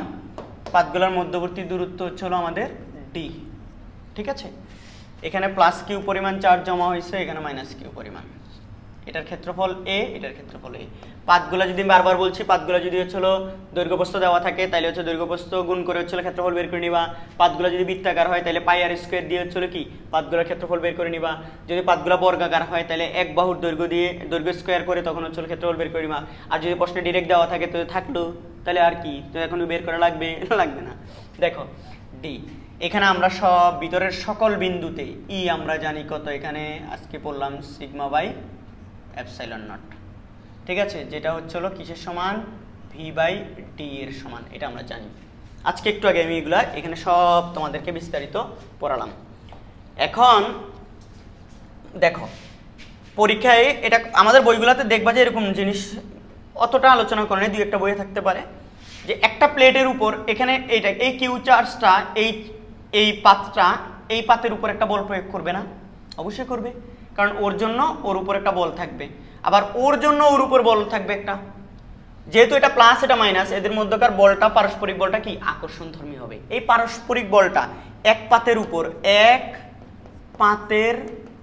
উপর অন্য পাতের আকর্ষণ বল, কি বল? আকর্ষণ বল। এই আকর্ষণ বলটা দেখো এফ, ঠিক আছে, এটা আমি ধরিলাম এটার জন্য এটার উপর, তাইলে এটার জন্য এটার উপর যদি আকর্ষণ বল বাইর করি, সেই এফ ইকুয়াল টু কি হবে বলো তো? আমরা জানি কিউ ই। ইটা হচ্ছে হলো কি এদের মধ্যবর্তী স্থানের সকল বিন্দুতে তো প্রাবল্য ই, তাহলে ওর জন্য এখানে যে প্রাবল্য, সেই প্রাবল্যের হচ্ছে হলো কি, তুমি চিন্তা করো তো, কথা বুঝিস কিন্তু, এর জন্য এখানে আমার এই চার্জের উপর হচ্ছে হলো কি, আমার মানে এই পাতের উপর হচ্ছে হলো কি বের করতে হবে? বল বের করতে হবে। কি বের করতে হবে? বল। তো এই বলটা কত হবে তোমরা আমাকে বলো তো?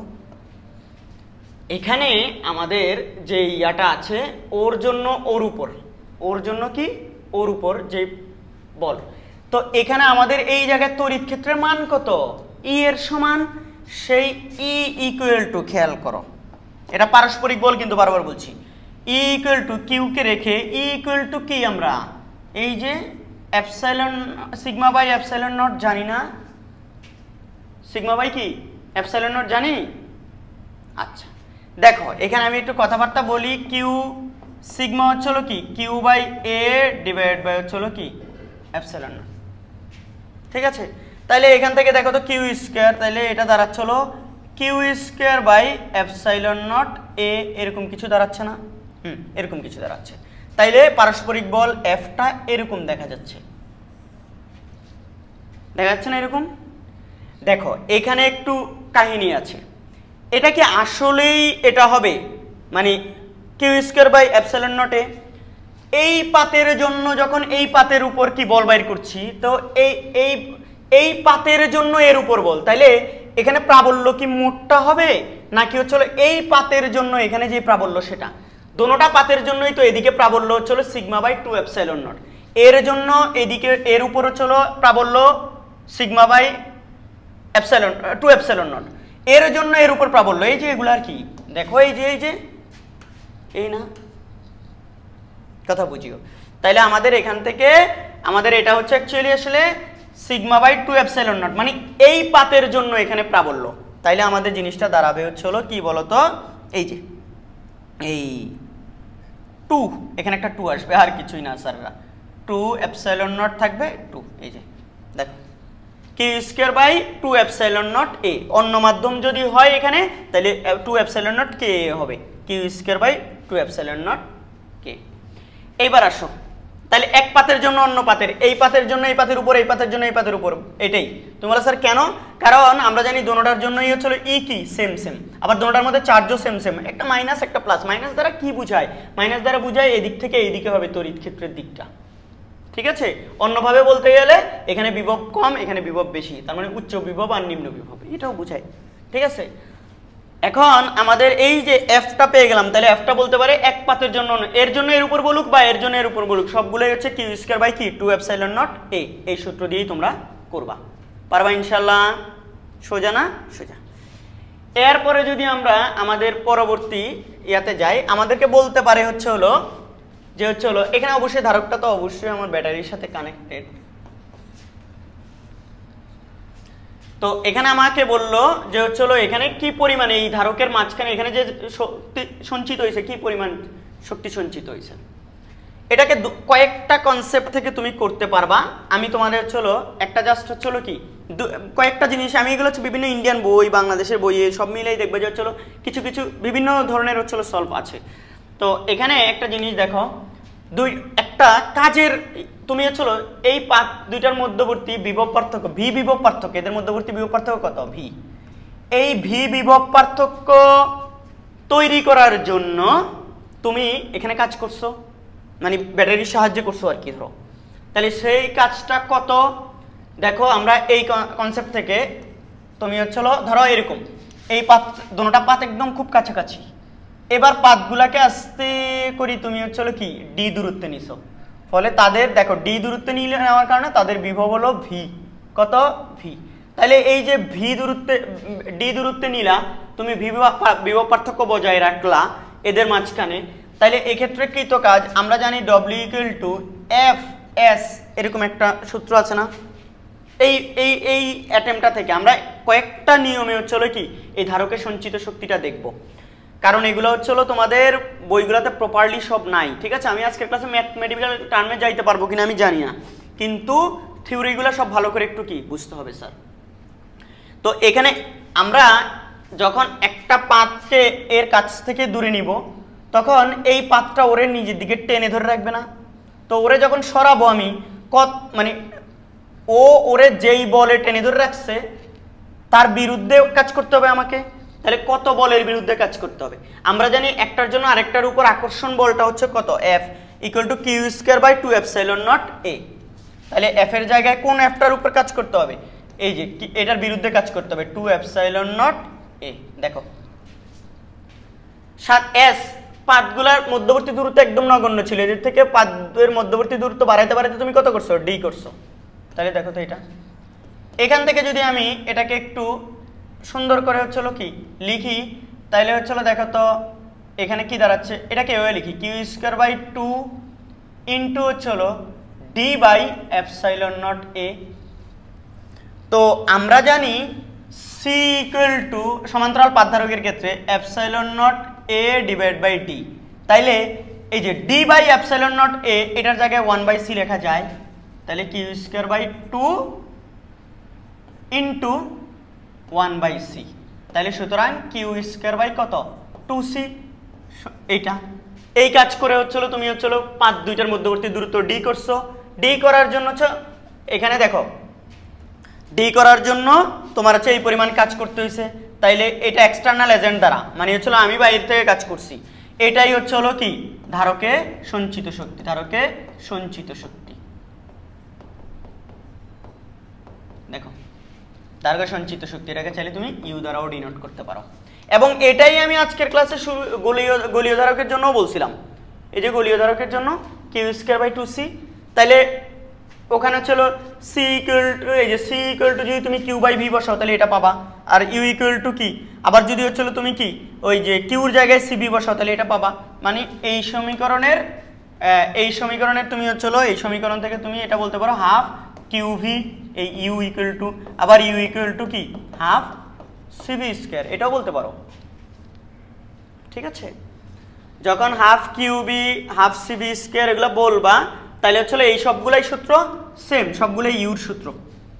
এবং এই অ্যাটেম্পটা আমি খুব সম্ভবত পশ্চিমবঙ্গের সাতরা যে হচ্ছিল পাবলিকেশনের যে বইটা আছে সেখানে এই অ্যাটেম্পটা দেখেছি, এভাবে সলভ করেছে। ঠিক আছে, আচ্ছা এরপরে আরও আছে, আমরা এই যেগুলো পড়ি দেখি এরপরে কি খালি পেজ আছে কিনা। আছে ধরা হয়, আচ্ছা এটা তোমরা তুলে ফেলছো, এটা তোলা হয়ে গেলে হচ্ছিল আমি মুছতে পারি, মুছি। হ্যাঁ, এবার আসো, এরপরে করছে যেটা মানে আরেকটা অ্যাটেম্প করছে কি জানো, এই আমরা জানি এই এখানে হচ্ছিল চার্জগুলোর মধ্যে আরেকটা সমাধান হচ্ছে প্রচলিত আছে, সেটাও এভাবে হচ্ছিল আমি এখান থেকে আসবো, সবগুলো দেখাবো, সবগুলো প্রসেস। এটা 1 নাম্বার প্রসেস ছিল, মানে সমান্তরাল পাতধারকের সঞ্চিত শক্তি নির্ণয়ের। আমরা এরপর হচ্ছিল আরেকটা অ্যাটেম্পট হচ্ছে এরকম যে এখানে তো কিছু কিছু চার্জ হচ্ছে অল্প অল্প করে এদিকে আনা হয়, মানে অল্প অল্প করে চার্জ জমা হয়, তাহলে বিভবটাও কি পার্থক্যটা যেটা তৈরি হয় অল্প অল্প তৈরি হয়। এবং ধরা হয় হচ্ছে হলো এভারেজ বিভবটা এখানে হচ্ছে হলো টোটাল কি এই চার্জ জমা করতে আমার এভারেজ বিভব পার্থক্য সৃষ্টি হয়েছে, এভারেজ। তো এভারেজটা কত, শুরুতে এদের মধ্যে বিভব পার্থক্য কত ছিল 0, লাস্টে বিভব কত হয়ে গেছে ভি এর সমান, তাহলে ভি, তাহলে এভারেজ বিভব পার্থক্যটা কত v/2। এই যে এটা দেখো গড় বিভব পার্থক্য, গড় বিভব, এটা গড় বিভব পার্থক্য এটা। তাইলে এখানে কৃত কাজ কত হবে, কৃত কাজটাই তো হচ্ছে W এক্সটার্নাল ফোর্স, কৃত কাজ মানে ব্যাটারি দ্বারা কৃত কাজ।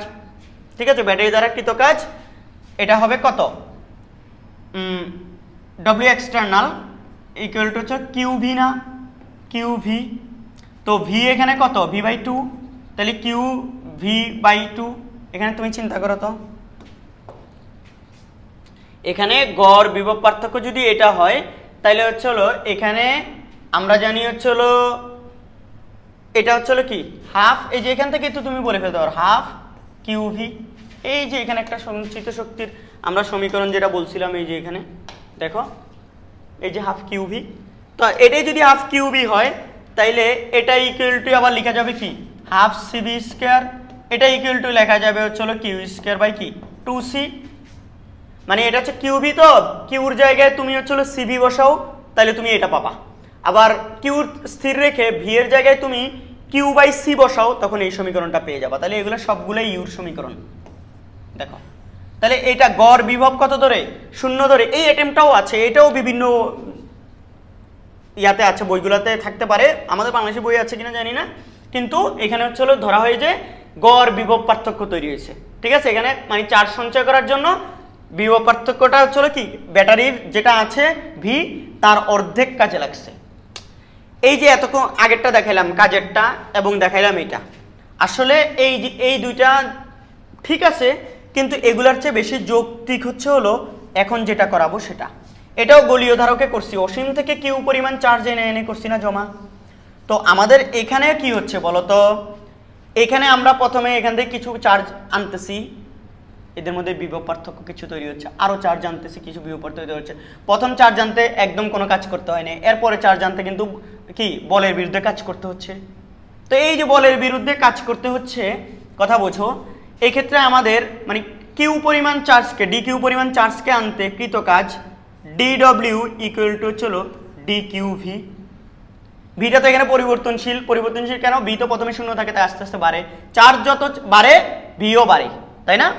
তাহলে আমরা এটা ইন্টিগ্রেশন করলে এখানে, সুতরাং এটা হচ্ছে ডব্লিউ, মানে এই ব্যাটারি দ্বারা কৃত কাজ, কি ব্যাটারি দ্বারা এখানে কৃত কাজ, মানে এখানে চার্জ জমা করছে কে, এখান থেকে মাইনাস চার্জগুলোকেও নিয়ে আসে, এনে এখানে দেয়, তাহলে হচ্ছে এখানে প্লাস চার্জ তৈরি হয়, এখানে মাইনাস চার্জ তৈরি হয়। তাইলে আমাদের ব্যাটারি দ্বারা কৃত কাজ ডব্লিউ ইকুয়াল টু এখানে হচ্ছে DQ বাই, এই যে ভি ইকুয়াল টু আমরা লিখতে পারি আবার কিউ বাই সি, ওই যে গোলীয় ধারকের মতো একদম, ঠিক আছে? ওটা অসীম থেকে আনছি, আর এটা হচ্ছে ধনাত্মক প্রান্ত থেকে কিউ পরিমাণ মানে কিউ পরিমাণ চার্জ নিয়ে আসতেছি আমি, ঠিক আছে? তাহলে কিউ পরিমাণ চার্জ আনতে আনতে বা কিউ পরিমাণ চার্জ জমা করতেছি, অন্যভাবে বলে জমা করতেছি, তাহলে কিউ পরিমাণ চার্জ জমা করতেছি, আমার হচ্ছে ডি কিউ পরিমাণ চার্জ জমা করতেছি, এখানে একটা বিভব ডিভি হচ্ছে, আরও হচ্ছে ডিকিউ, এভাবে করে করে ডিকিউ জমা করতে করতে মোট কিউ পরিমাণ চার্জ জমা করছি। কার সাহায্যে? ব্যাটারির সাহায্যে, ব্যাটারি কাজ করছে। তাইলে এই যে ব্যাটারি কাজ করছে কত থেকে, শূন্য চার্জ থেকে কিউ চার্জ পর্যন্ত। এখান থেকে আমি করতে পারি কি 1/c বাইরে নিয়ে আসতে পারি, 1/c, তারপর হচ্ছে কি ওই যে আগেরটার মতো একদম গোলীয় ধারকের মতো, শূন্য থেকে এখান থেকে হচ্ছে কি কিউ, আমরা বলতে পারি কিউ ডিকিউ, তাহলে এখানে হচ্ছে কিউ পর্যন্ত। তারপরে এটা হচ্ছে কত বলতো, কিউটার জায়গায় কি লিখতে পারে, অনেকে ফাই মনে হইতে পারে, ফাই না, এটা কিউ, এই যে 1/c, কিউকে করলে হচ্ছে কিউ স্কোয়ার বাই 2, এই যে আমরা লোয়ার লিমিট আপার লিমিট বসাই দিতে পারি। এরপরে আপার লিমিট কিউর জায়গায় আপার লিমিট বসাবো, একবার বিয়োগ করবো হচ্ছে আবার লোয়ার লিমিট বসাইয়া, তাহলে হচ্ছে কেন 1/c, কিউর জায়গায় আপার লিমিট বসাইলে কিউ স্কোয়ার বাই 2 মাইনাস হচ্ছে ওই যে 0 স্কোয়ার বাই 2, এটা আগের ইয়াটাতে লিখি নাই, এরকম আর কি। তাহলে এটা 1/c ইন্টু হচ্ছে কি কিউ স্কোয়ার বাই 2, তাহলে সুতরাং কি দাঁড়াচ্ছে,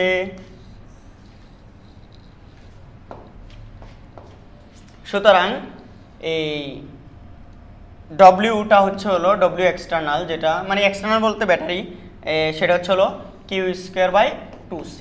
এই দেখো এটা হচ্ছে আমাদের বইগুলোতে দেখবে এটা আছে, এটা করা আছে, এবং এটাই হচ্ছে কি তোমরা করবা যদি আসে আর কি, বা করতে হয় কোথাও, এই প্রসেস এইটা মেনটেন করি, এভাবেই ধারকে হচ্ছে সমান্তরাল পাত ধারকের সঞ্চিত শক্তি, ওখানে চার্জ আনি অসীম থেকে, এখানে চার্জগুলো হচ্ছে কি এখান থেকে হচ্ছে এখানে জমা করতেছি আমরা, ঠিক আছে, জাস্ট ব্যাটারির সাহায্যে, তো কাজটা ব্যাটারি করছে। এখন এই জায়গায় তাহলে এটা যদি কিউ স্কোয়ার বাই 2c হয়, এটাই সঞ্চিত শক্তি ইউ, আবার এটাই হাফ কিউ ভি, এটাই অফ কি হাফ সিভি স্কোয়ার, ঠিক আছে, সূত্র একই।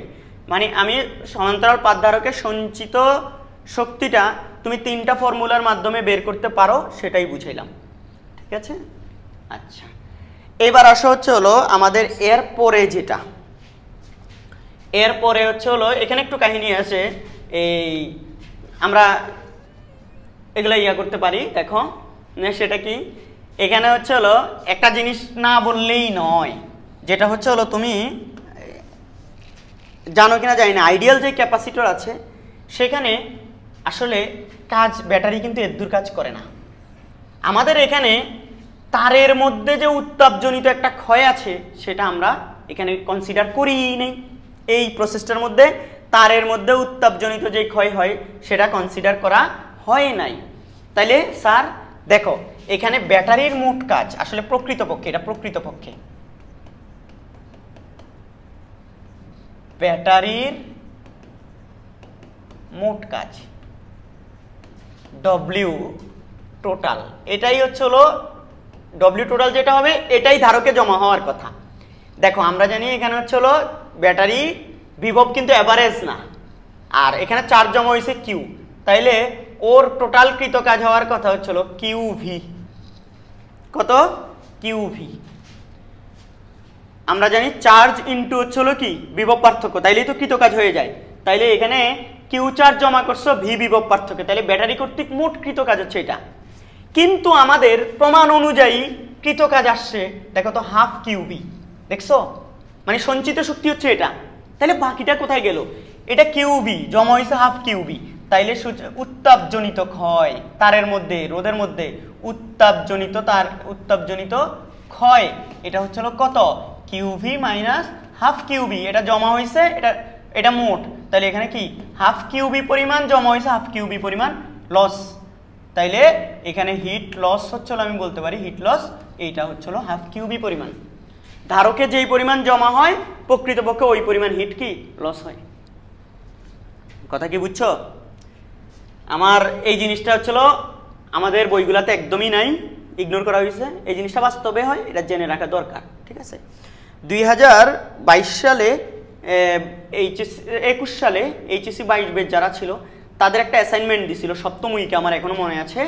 সেই অ্যাসাইনমেন্টটাতে যিনি কোশ্চেন করেছেন, যে শ্রদ্ধেয় টিচার, তিনি প্রশ্নটা করেছিলেন এরকম যে হচ্ছিল কি তুমি যা কাজ করবে, ব্যাটারি যা কাজ করবে তার পুরোটাই কি শক্তি হিসেবে জমা হবে কিনা।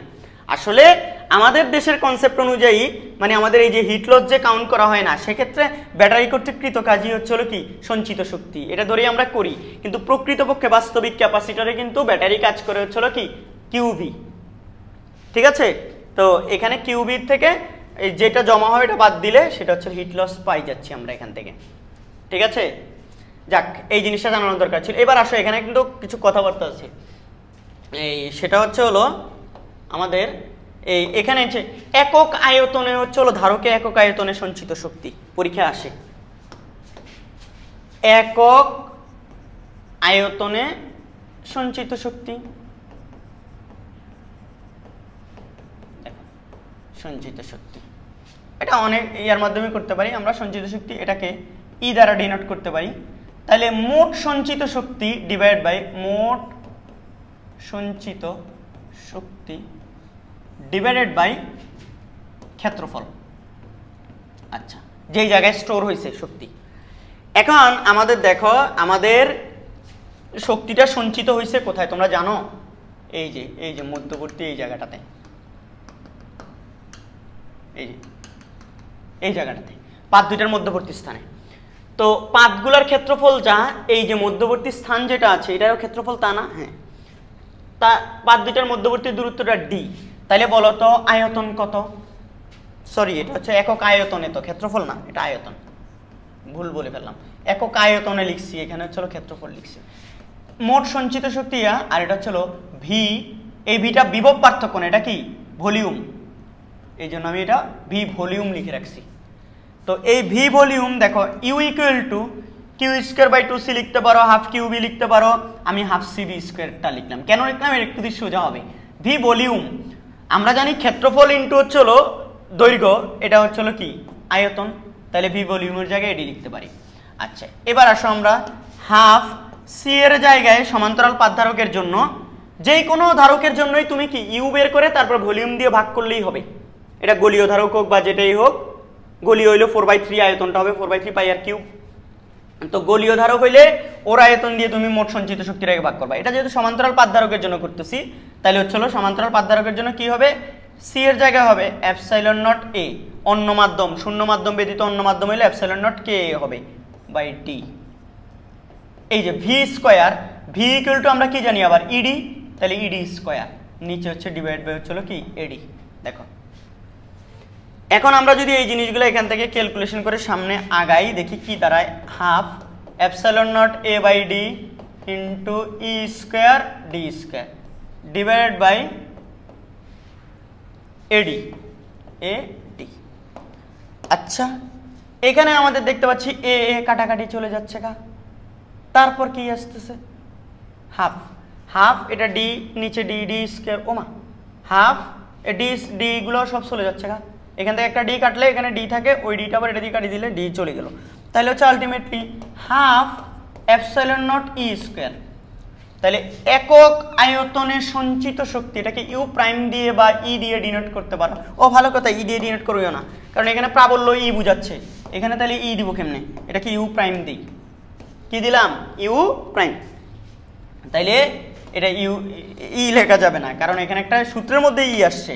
তাহলে half epsilon not E square. দেখো ঠিক আছে কিনা বলো তো? আশা করি সবাই বুঝতে পারতেছো। তাইলে এখানে হচ্ছিল এটা অবশ্যই নিউটন পার কুলম্ব এককে বসাবে, এপসাইলন নটের মান 8.854 ইন্টু 10⁻12 বসাও, তাইলেই তো এখান থেকে এটা জুল এককে চলে আসবে। সঞ্চিত শক্তি সব জুলে আসবে।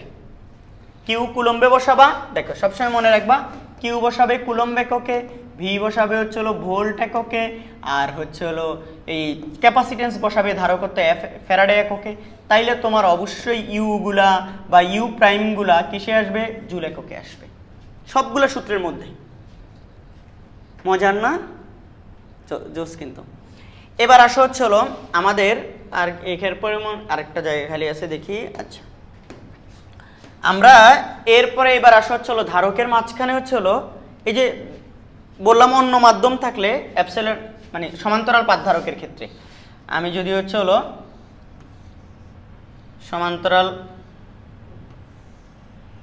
সমান্তরাল পাত ধারকের কথা চিন্তা করি, দেখো তো দোনটার ক্ষেত্রফল ধরো সেম, এই ক্ষেত্রফল, এটাতে প্লাস কিউ পরিমাণ জমা হয়েছে, এটা মাইনাস কিউ পরিমাণ জমা হয়, পাত দুইটার মধ্যবর্তী দূরত্ব হচ্ছে হলো ডি। আমি বলছিলাম এখানে যদি কে পরাবৈদ্যুতিক ধ্রুবক বিশিষ্ট একটা ইয়া থাকে তাহলে ধারকত্ব হচ্ছে হলো কি, দেখা এটা পুরাটাই ধরো হচ্ছে হলো কি একটা পরাবৈদ্যুতিক ধ্রুবক বা অন্য কোনো মাধ্যম। এখানে মানে এখানে এই যে খালি জায়গা আছে এটা খুবই সামান্য, বা এটা যদি অন্য মাধ্যম হয়, পরাবৈদ্যুতিক ধ্রুবক না বসে আমি বায়ু মাধ্যম থেকে অন্য মাধ্যমে নিয়ে যাই, তাহলে তো এটা পুরোটাই হচ্ছে কে মাধ্যমটা, তখন হচ্ছে এটা কে।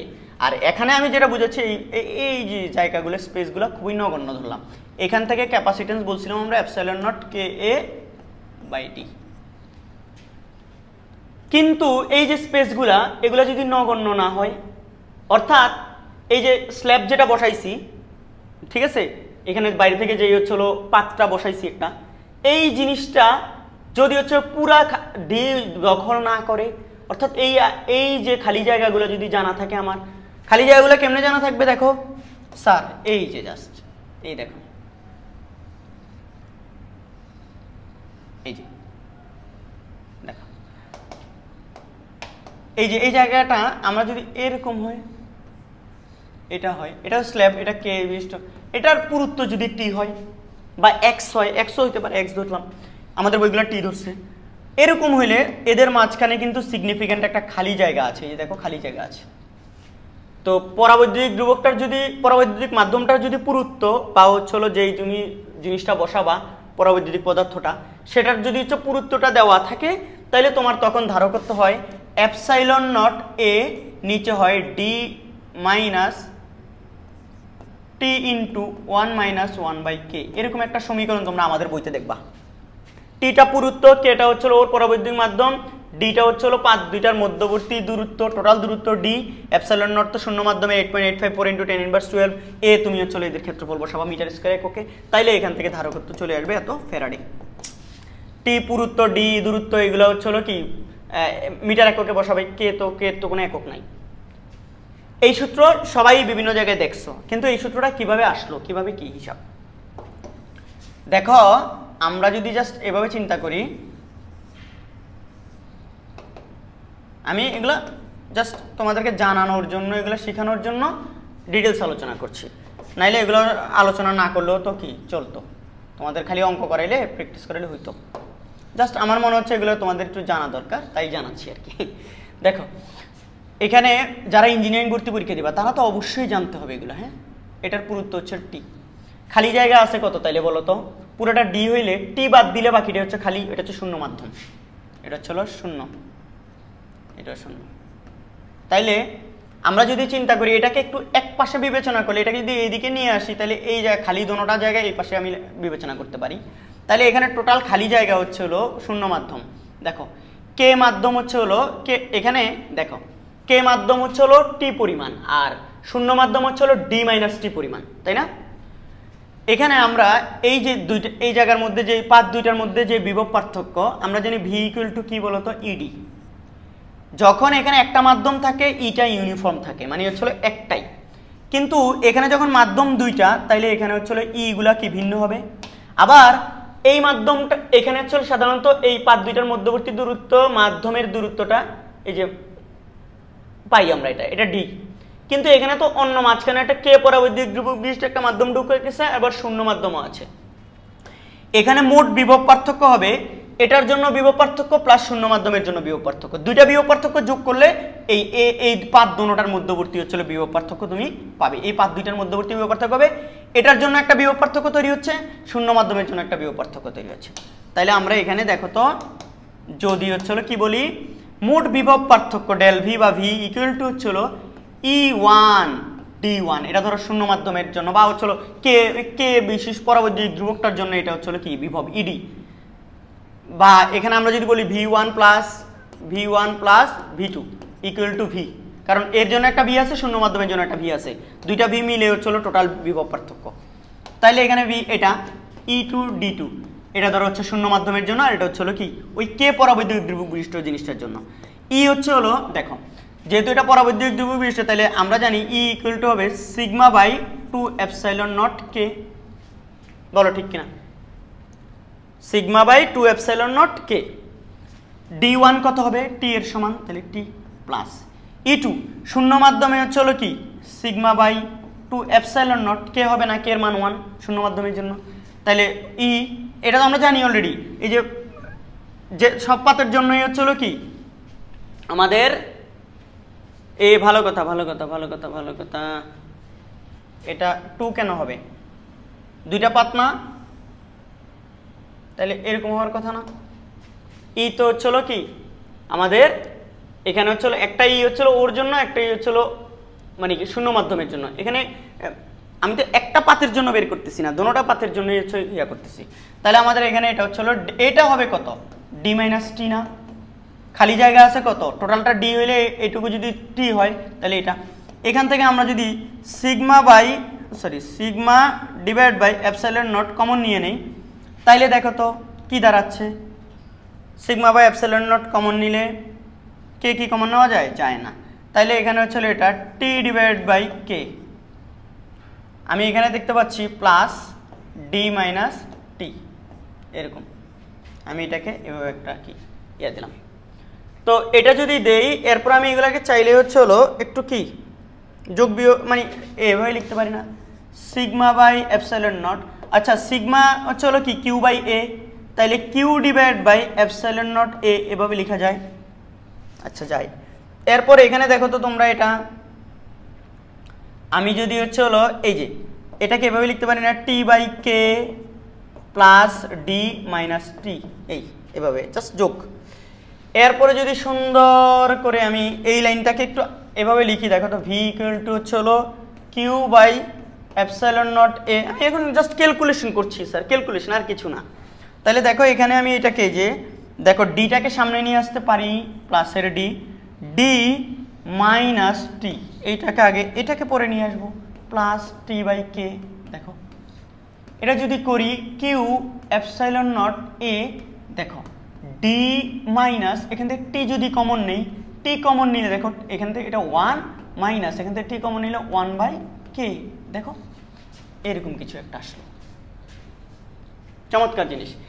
এবার আমরা জানি C equal to Q by কি ভি, কিউ বাই ভি, ভিটা হচ্ছে এটা পুরোটা, তাহলে Q by epsilon naught A, এই যে এখানে হচ্ছে হলো D minus T into 1 by K, দেখো এরকম কিউ কিউ চলে যায়, এপসাইলন নট উপরে উঠে যাবে, তাহলে এপসাইলন নট এ নিচে থাকতেছে D minus T into 1 minus 1 by K, এখন আর থার্ড ব্র্যাকেট দেওয়া লাগতেছে না, কারণ ওদের সাথে গুণ বোঝানোর জন্য থার্ড ব্র্যাকেট দিয়েছিলাম। তাহলে দেখো তো এই যে সি, আমি তোমাদেরকে এই সূত্রটার কথা বলছিলাম কোথাও, এটা এখানে বলি নাই, বলছি এখানে আমি মুছে ফেলছি। তাইলে দেখো তো যদি পাত দুইটার মাঝখানে অবশ্যই ব্যাটারির সাথে কানেক্টেড, পাত দুইটার মধ্যবর্তী স্থানে যদি হচ্ছে হলো আমাদের কি থাকে, শূন্য মাধ্যম এবং পরাবৈদ্যুতিক ধ্রুবক দুইটা জিনিস থাকে। শূন্য মাধ্যম ব্যতীত, খেয়াল করো, শূন্য মাধ্যম ব্যতীত অন্য মাধ্যম থাকলে ওই মাধ্যমের হিসাব হবে। এখন এই যে পরাবৈদ্যুতিক ধ্রুবক, এর জন্য একটা বিভব পার্থক্য তৈরি হচ্ছে এদের মাঝখানে, আবার শূন্য মাধ্যমের জন্য একটা বিভব পার্থক্য তৈরি হচ্ছে। এটাকে পাত দুইটাকে এভাবেও তো বিবেচনা করতে পারতাম, পাত দুইটার মাঝখানে এখানে দেখো এই জায়গায় হচ্ছিল কে মাধ্যম বিশিষ্ট ইয়াটা হইতো, এটা টি, আর এই জায়গাটা খালি থাকতে পারতো। আমার এখানে দুই পাশে খালি আছে, দুই পাশে খালি থাকলেও সেম কনসেপ্ট, মানে পুরো এইটুকু মাঝখানে এটা যদি টি হয়, পুরোটা হচ্ছে কত ডি মাইনাস টি। সেখান থেকে ক্যালকুলেশন করে এটা আসলো। দেখো এই সূত্রটা কিন্তু আমি একটু আগেও তোমাদেরকে এখানে দেখাইছিলাম, ঠিক আছে। তার মানে এখানে হচ্ছিল পরাবৈদ্যুতিক মাধ্যমটার কি আছে, একটা পুরুত্ব আছে এবং এখানে শূন্য মাধ্যমও আছে, মানে খালি মাধ্যম কিছু আছে। তাহলে এটার পুরুত্ব তখনই দেওয়া থাকবে যখন ডি হচ্ছিল ডি অবশ্যই বড় হবে, ডি থেকে টি ছোট হবে। আর যদি হচ্ছিল কি টি দেওয়া না থাকে তাহলে বুঝবা যে হচ্ছে এখানে যে পরাবৈদ্যুতিক মাধ্যমটা আছে সেটা হচ্ছিল কি ডি এর সমান। কার সমান? ডি এর সমান। এটা ধরে নিবা। এখানে আমরা তাহলে কি এপসাইলন নট এ মিটার স্কয়ারে বসাবা, ডি মিটারে বসাবা, টি মিটারে বসাবা, কে তো কোনো একক নাই, তাহলে ধারকত্ব ফ্যারাডেতে পাবা। এরপরে মনে হয় এই যে আরেকটা পেজ যদি যাই, এখন দেখো আমাদের এখানে কতক্ষণ ভিডিও রেকর্ড হচ্ছে, ভিডিও কি আদৌ রেকর্ড হচ্ছে কিনা। ভিডিও 1 ঘন্টা 20 মিনিট অলরেডি হয়েছে। যাক, আরও যতক্ষণ আমি বুঝাইতে পারি। এখন একটা হচ্ছে হলো এই এই যে দুইটা পাত নিয়ে এই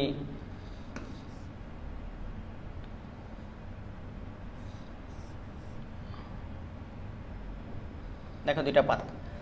এবার আসে এদের মাঝখানে পরাবৈদ্যুতিক ধ্রুবক একটা ছিল একটু আগে, বায়ু মাধ্যম ছিল।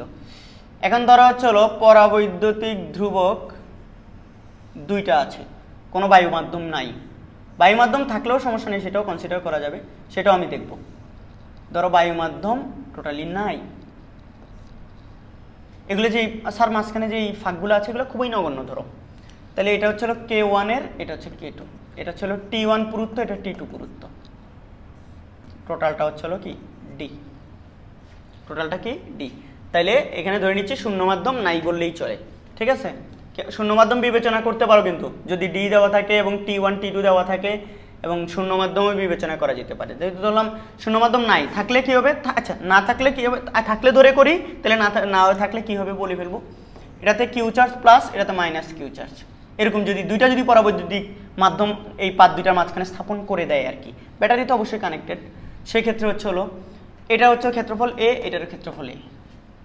এখন এই জায়গায় হচ্ছে এদের দুই পাতের মধ্যে বিভব পার্থক্য ভি, টোটাল ভি এখানে কয়টা, এটার জন্য একটা বিভব পার্থক্য, এটার জন্য একটা বিভব পার্থক্য, আবার শূন্য মাধ্যম যদি বিবেচনা করি তাহলে ওইটার জন্য একটা বিভব পার্থক্য। তাহলে এই E1 D1 plus E2 D2 plus E3 D3, এখানে E1 হবে হচ্ছে K1 এর জন্য, তাইলে এই সিগমা বাই এপসাইলন নট কি K1 প্লাস ডিটা কত T1 plus sigma by epsilon naught K2 T2 plus এটা শূন্য মাধ্যম সিগমা বাই এপসাইলন নট হবে শুধু শূন্য মাধ্যমের জন্য, এই যে খালি জায়গা যেগুলো আছে ওইগুলোর জন্য। খালি জায়গা যদি হচ্ছে না থাকে, এই T1 T2 মিলে যদি ডি এর সমান হয়ে যায় বা ডি যদি দেওয়াই না থাকে তাহলে বুঝবা যে T1 T2 মিলে হচ্ছে ডি, মানে এখানে কোনো খালি জায়গা নাই। কথা বুঝছো? ডি দেওয়া না থাকলে। আর অনেক সময় হচ্ছে ডি দিয়ে দেয়, T1 T2 দিয়ে দেয়, T1 T2 যোগ করলে ডি এর সমান হয় না, তখন আমাকে হচ্ছে ওই খালি জায়গাগুলোও কি করতে হবে, শূন্য মাধ্যম হিসেবে বিবেচনা করতে হবে। তাহলে এখানে দেখো sigma divide by epsilon naught K, এটা তো আমরা জানি হচ্ছিল এটার জন্য, এবং এটার জন্য এটা T2 epsilon naught sigma D3, এটা হবে কত দূরত্ব, টোটালটা ডি থেকে T1ও বাদ T2ও বাদ, এরকম হবে যে স্যার। দেখো সবগুলা থেকে আমি sigma by epsilon naught common নিতে পারি, সবগুলা থেকে কি কমন নেওয়া যায়, এই যে দেখো V equal to sigma by epsilon naught common, তাহলে এটা দাঁড়াচ্ছে হলো T1 ডিভাইড বাই হচ্ছিল কি K1 প্লাস এই যে T2 ডিভাইড বাই হচ্ছিল K2 প্লাস এটা দাঁড়াচ্ছে হলো D মাইনাস T1 মাইনাস এরকম এরকম। তাহলে সুতরাং ভি ইকুয়াল টু এই জায়গায় যদি কিউর সিগমার জায়গায় Q by A epsilon naught এরকম লেখা যায়, Q by A, sigma equal to Q by A, তাহলে এখান থেকে এটা তো থাকবেই T1 ডিভাইড বাই হচ্ছিল K1 প্লাস কি T2 divide by K2 plus D minus T1 plus T2। তাহলে সুতরাং আমাদের এবার সি যদি বাইর করতে বলে আমাদেরকে ধারকত্ব C equal to Q by V, তাহলে কিউর জায়গায় কিউ থাকবে, ভি এর জায়গায় এটা পুরোটা বসবে, কিউ এ এপসাইলন নট বা এপসাইলন নট এ, এই যে T1 by K1 plus T2 by K2 plus D minus T1 minus T2, এইটুকু এই। তাহলে কিউ কিউ কাটা, তাহলে আমি দেখতে পাচ্ছি আমাদের দেখো এই এখান থেকে চলো যদি হয় তাহলে সুতরাং সি ইকুয়াল টু দাঁড়াচ্ছে epsilon naught A divided by T one by K one plus T two by কি কে2 প্লাস হচ্ছিল D minus T one minus T two এরকম। এই যে এখান থেকে ধারকত্ব কে এগুলার কোনো একক নাই, টি গুলা মিটার এককে বসাবা, এ মিটার এককে বসাবা, ডি এ মিটার স্কয়ার বসাবা, ডি মিটারে বসাবা, তাহলে সি ফ্যারাডেতে চলে আসবে, শেষ। এবার আসো যদি এখানে কোনো শূন্য মাধ্যম না থাকে, শূন্য মাধ্যম নাই বিবেচনা করা হয়, তাইলে এক্ষেত্রে কনসেপ্টটা কি হতো? এখানে তেমন কিছুই হতো না। দেখো আমাদের এখানে কি হতো তখন হচ্ছিল মানে এই দুইটা মিলেই টি1 আর টি2 মিলেই হচ্ছিল কি, ধরো পুরো ক্ষেত্রটা নিয়ে ফেলছে, মানে এদের পাত দুইটার মধ্যবর্তী দূরত্বটা নিয়ে ফেলছে, তাইলে এখানে ডি কত, যেহেতু খালি জায়গা নাই তাহলে ডি শূন্য, ডি শূন্য হওয়ার অর্থ হচ্ছে ডি থ্রিটা শূন্য, তাইলে এখানে তুমি যতই কিউ বসাও শূন্য মাধ্যমের জন্য ই বসাও, যে হচ্ছে সিগমা বাই হচ্ছে হলো কি এপসাইলন নট, এটা তো শূন্য, তাহলে এটা ওভারঅল কত শূন্য চলে আসবে। এটা শূন্য চলে আসলে এখানে এটাও নাই, এখানে এই যে এটা নাই, এটা থাকবে না, এটা থাকবে না, এই যে এই জিনিসগুলো থাকবে না, তাহলে দেখো এটা জাস্ট একটা সিঙ্গেল হচ্ছে হলো কি সুন্দর হচ্ছে হলো কি চলে আসে এই এরকম, এটা এরকম এই, তাহলে তখন হচ্ছিল দেখবো যে আমাদের হচ্ছে এই যে এই জায়গাটা থাকতেছে না, এই জায়গাটা থাকেই না, এই জায়গাটা না থাকলে এই যে এরকম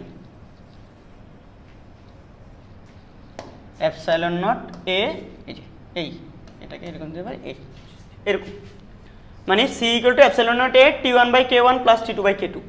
এইবারে এটা থেকে একটা চমৎকার জিনিসে উপনীত হওয়া যায়। এই জিনিসটা দেখো, এখানে যদি আরো একটা স্ল্যাব থাকে, আরো 4টা 5টা স্ল্যাব এরকম পাশাপাশি থাকে, পাশাপাশি যতইগুলাই বসাই এভাবে, আমি সবগুলোর ক্ষেত্রফল কিন্তু সেম, মানে ক্ষেত্রফল বলতে হচ্ছে ক্ষেত্রফল না, অ্যাকচুয়ালি সবগুলার হচ্ছে এই ইয়াটা উচ্চতাটা সেম, ঠিক আছে?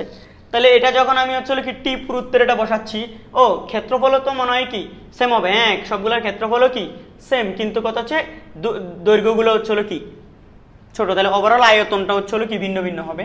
তো এখানে হচ্ছে যদি আমি আরেক কে1 কে2 কে3 রাখি আর একটা, তাহলে এটার জায়গায় জাস্ট কি হবে সূত্র বলতো, এপসাইলন নট এ ঠিক থাকবে টি3 ওইটার পুরুত্ব ডিভাইড বাই ওইটার হচ্ছে তড়িৎ মাধ্যমাঙ্ক, 4টা হইলে টি4 ডিভাইড বাই কে4, আর কিছুই না। এইভাবে ধারকত্ব বের করে ফেলবে। ধারকত্ব বের করে ফেলতে পারলে এই যে কিউ বাই ভি সি থেকে, এখান থেকে তোমার কোনোটা অজানা থাকলে কিউ বের করতে পারবা, ভি বের করতে পারবা। আবার তুমি সি জানা থাকলে ধরো হচ্ছিল এই যে তুমি এই সূত্রগুলোর সাহায্যে হচ্ছিল সঞ্চিত শক্তি, একক আয়তনের শক্তি সব বের করতে পারবা, ঠিক আছে? সবগুলো এখান থেকে বের করা সম্ভব। সি যদি বের করতে পারো তাহলে তুমি এই সমীকরণের মধ্যে কিউ আর সি বসায় দাও, অথবা এটার মধ্যে কিউ আর ভি বসায় দাও, এটার মধ্যে সি আর ভি স্কয়ার বসায় দাও, মানে তুমি যা চাও এরপরে হচ্ছে তোমার কাজ কারবার করতে পারবা। বলো সবাই বুঝছো? বোঝা গেছে? চমৎকার জিনিস, অসম্ভব সুন্দর জিনিস। হ্যাঁ, এগুলো যদি হচ্ছিল তোমাদেরকে আমি বুঝাতে পারি তাহলে আমাদের পরের ভিডিওটা হবে এইগুলার হচ্ছিল ম্যাথমেটিক্যাল ফর্মুলা নিয়ে। আরও কিছু জিনিস নিয়ে আমরা আলোচনা করব ইনশাল্লাহ সামনে। তার আগে কি এই ভিডিওতেই কিছু বলে দিব, যেমন ধরো ব্যাটারি কানেক্টেড অবস্থায় আমরা এই যে ব্যাটারি কানেক্টেড,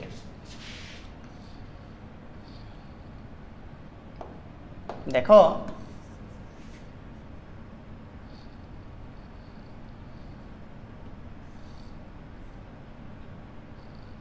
দেখো ব্যাটারি কানেক্টেড অবস্থা, এখানে ব্যাটারি ধরো কানেক্টেড আছে,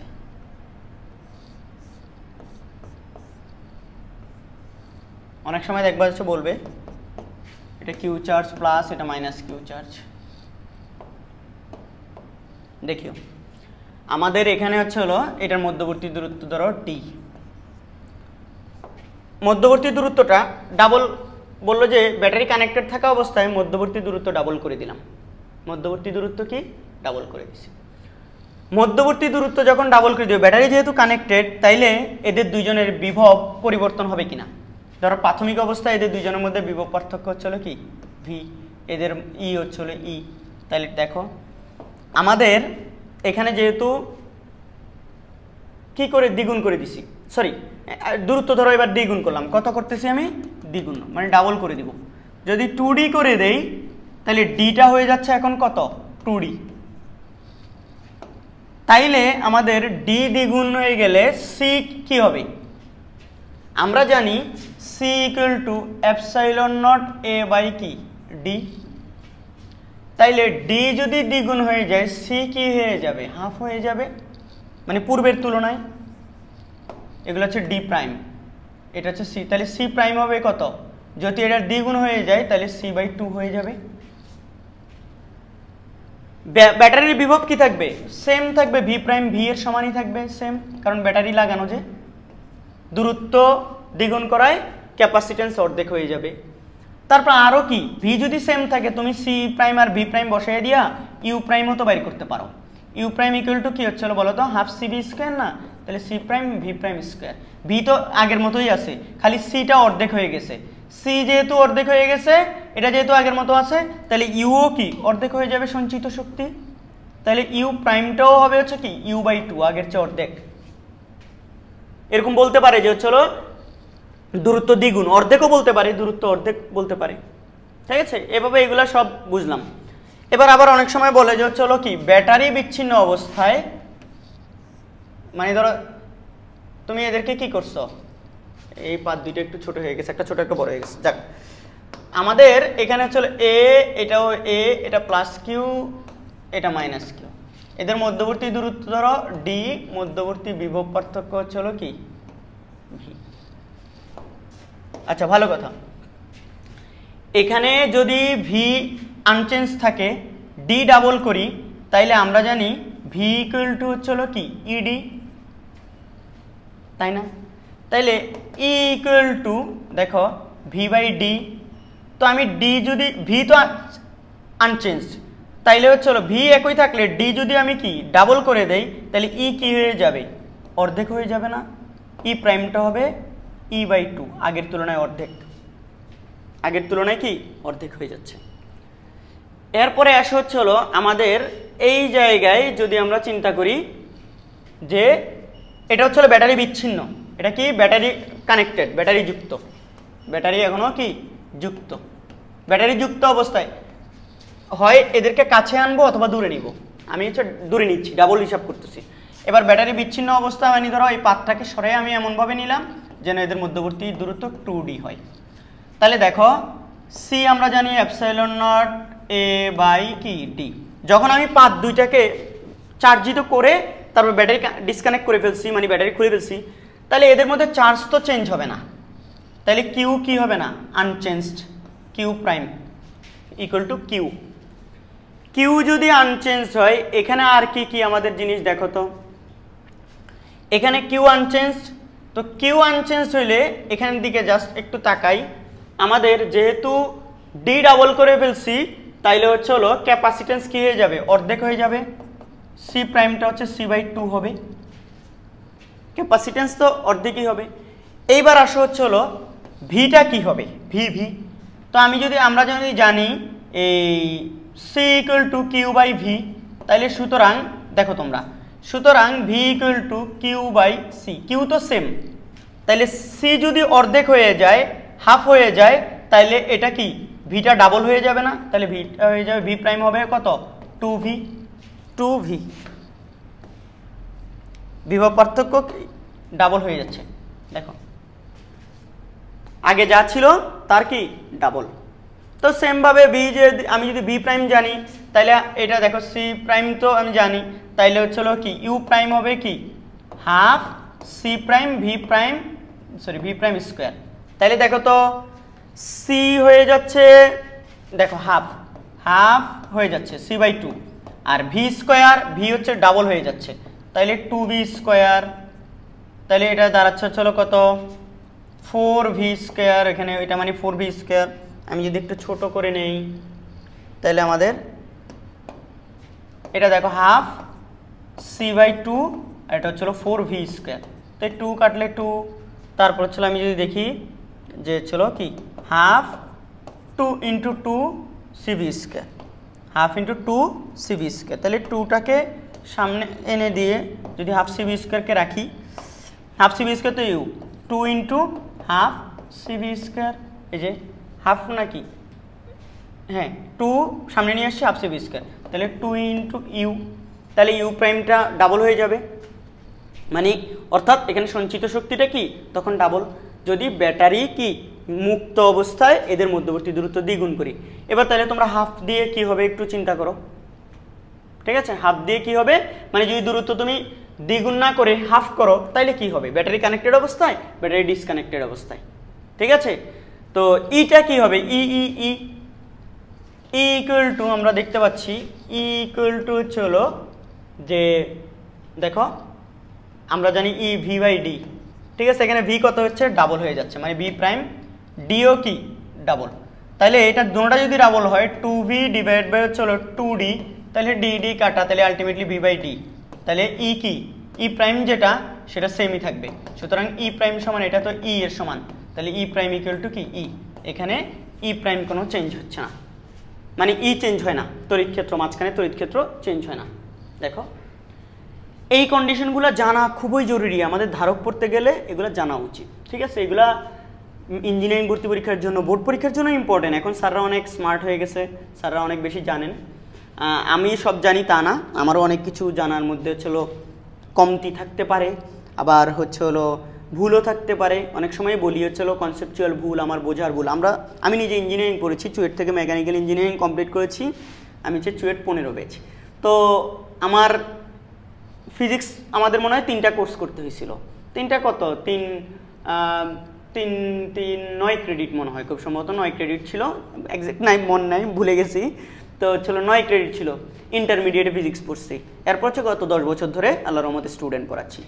যা শেখা সব কিছু এই ইঞ্জিনিয়ারিংয়ের 9 ক্রেডিট, তারপর হচ্ছে ইঞ্জিনিয়ারিংয়ে ওখানে গিয়ে খুব বেশি শিখছি তা বলবো না, ইন্টারমিডিয়েট নিজে যা পড়ছি, এর পরবর্তী স্টুডেন্ট পড়াতে পড়াতে বিভিন্ন বই ঘাটাঘাটি করতে করতে যা পড়েছি যা বুঝেছি তাই হচ্ছে হলো কি তোমাদেরকে শেখাচ্ছি। এর মধ্যে বইয়ে ভুল থাকতে পারে, বইয়ের অথবা বই থেকে আমি ভুল বুঝতে পারি, ঠিক আছে? এগুলো হয়। তো যার কারণে হচ্ছে হলো অনেক সময় তোমরা কোথাও যদি ভুল টুল পাও কমেন্ট সেকশনে একটু জানাই দিও, তাহলে অন্যরা শুধরে ফেলবে। আর আমার যদি আসলেই ভুল হয়ে থাকে ক্যালকুলেশন ছাড়া, মানে হচ্ছে ধরো কনসেপচুয়াল ভুল, তাহলে আমিও শুধরে ফেলবো ইনশাল্লাহ, হতে পারে না? আমরা কি টিচার বলে কি সব জানতা নাকি?